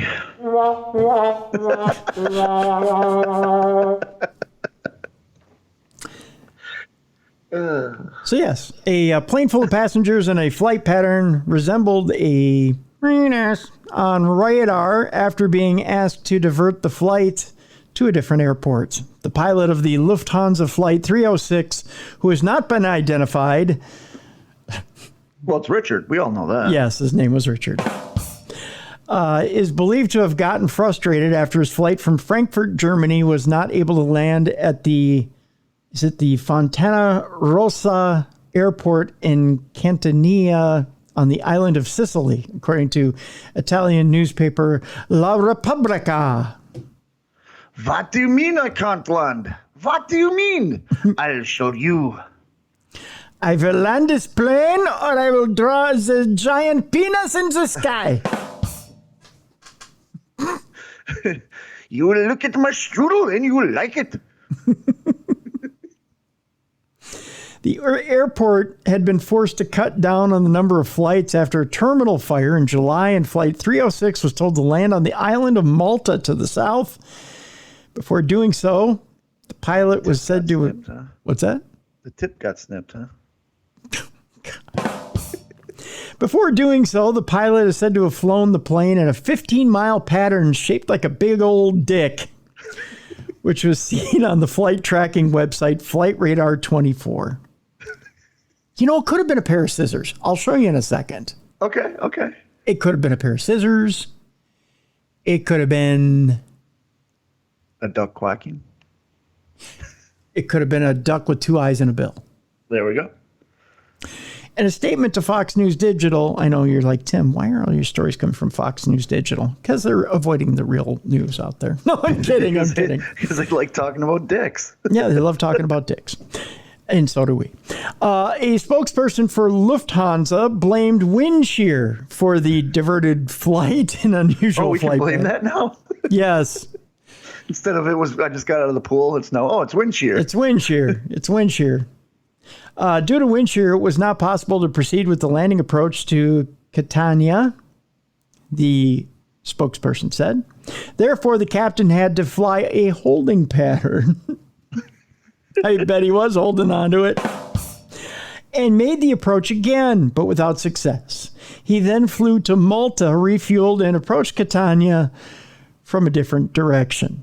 Hey, would you like to see it from a different direction? I don't know why my buttons don't want to work today. If you I don't think that airport's that type of lady where she wants it from the other direction. You know. Pilots have faced discipline for similar flight incidents in recent years, including 2019, when two Navy officers in the U.S. decided to create a phallic drawing referred to as sky penis in the clear blue skies across Washington state using the exhaust of their jet. I remember that story very well. I remember that. Yeah. I remember seeing that. I thought it was great. That's actually what made me think about the meteorologists and how many times they draw dicks. Yeah. Last year, a KC-135 Strata tanker, I had one of those. It was one of my first guitars. Belonging to the U.S. Air Force, was spotted on radar taking a flight path near a Russian air base in Syria that many online said looked like male genitalia. Well, these adjustments and movements appear to create a vulgar outline. There was no intent by the pilots or the units to do so, a U.S. military spokesperson said in a statement at the time. Bruiser, I will let you be the judge. Did the pilot... That's a penis. That's 100% a penis. I mean, it could be a bow tie or a tie also, but no, that's a penis. That's why I wear the bow tie. That's an uncircumcised penis. So if you would have just made one jump to the left or right, it would have been circumcised? Exactly. Okay. Yeah, that's an uncircumcised penis. Okay. So... There's no way wind pattern made that. That's not wind shear? No way. That is not wind shear. I see wind shear. That is 100% him going, how can I get back at this guy? I will show him. I will show him my penis. Send me to Malta, will you? You are a huge dick, therefore I will draw a huge dick on your radar. Suck my Lufthansa! Wiener Schnitzel for all. Maybe he was just trying to draw the airplane. Look, doesn't it look like a Lufthansa jet? Without the wings, yeah. Well, maybe he didn't have time to make two loops. Do you think he, like, in his head while he was going, he's like, okay, it's easier to make a dick. Maybe planes fly in the shape of dicks. They could. They look like dicks. I don't know. They're slim and they penetrate the air. I don't know. It's pretty darn funny, though. A big dick, too. What's funny is there is no worldwide legislation for he can't get in trouble pilots flying in dick shapes. Exactly. What I want to know is, isn't it easier for pilots to fly in the shape of a vagina? I can't even say it. Well, vagina, you're just basically going like... Back and forth and back and forth. Ovalish. Then you got to make... You got to go up around this way, and then you got to get the inside, and you got to get the part that men never see or feel, and you got to go to all that. Speak for yourself. Some of us are very talented. I'm just saying. Some of us know our way around that deal. And some of us have to draw them with a plane.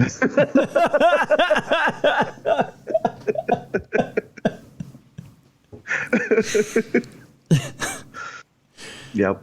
You're talking about the little man in the sky? The little man in the sky.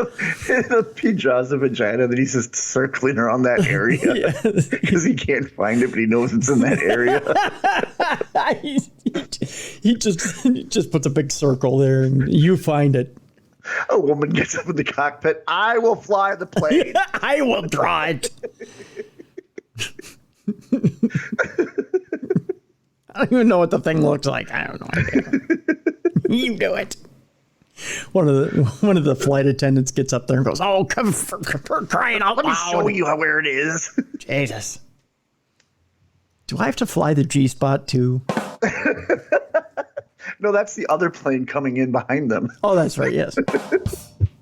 That's right. Anywho, that'll do it for Dumb Crime, Stupid Criminals today. Tomorrow's show, Supernatural News on Thursday.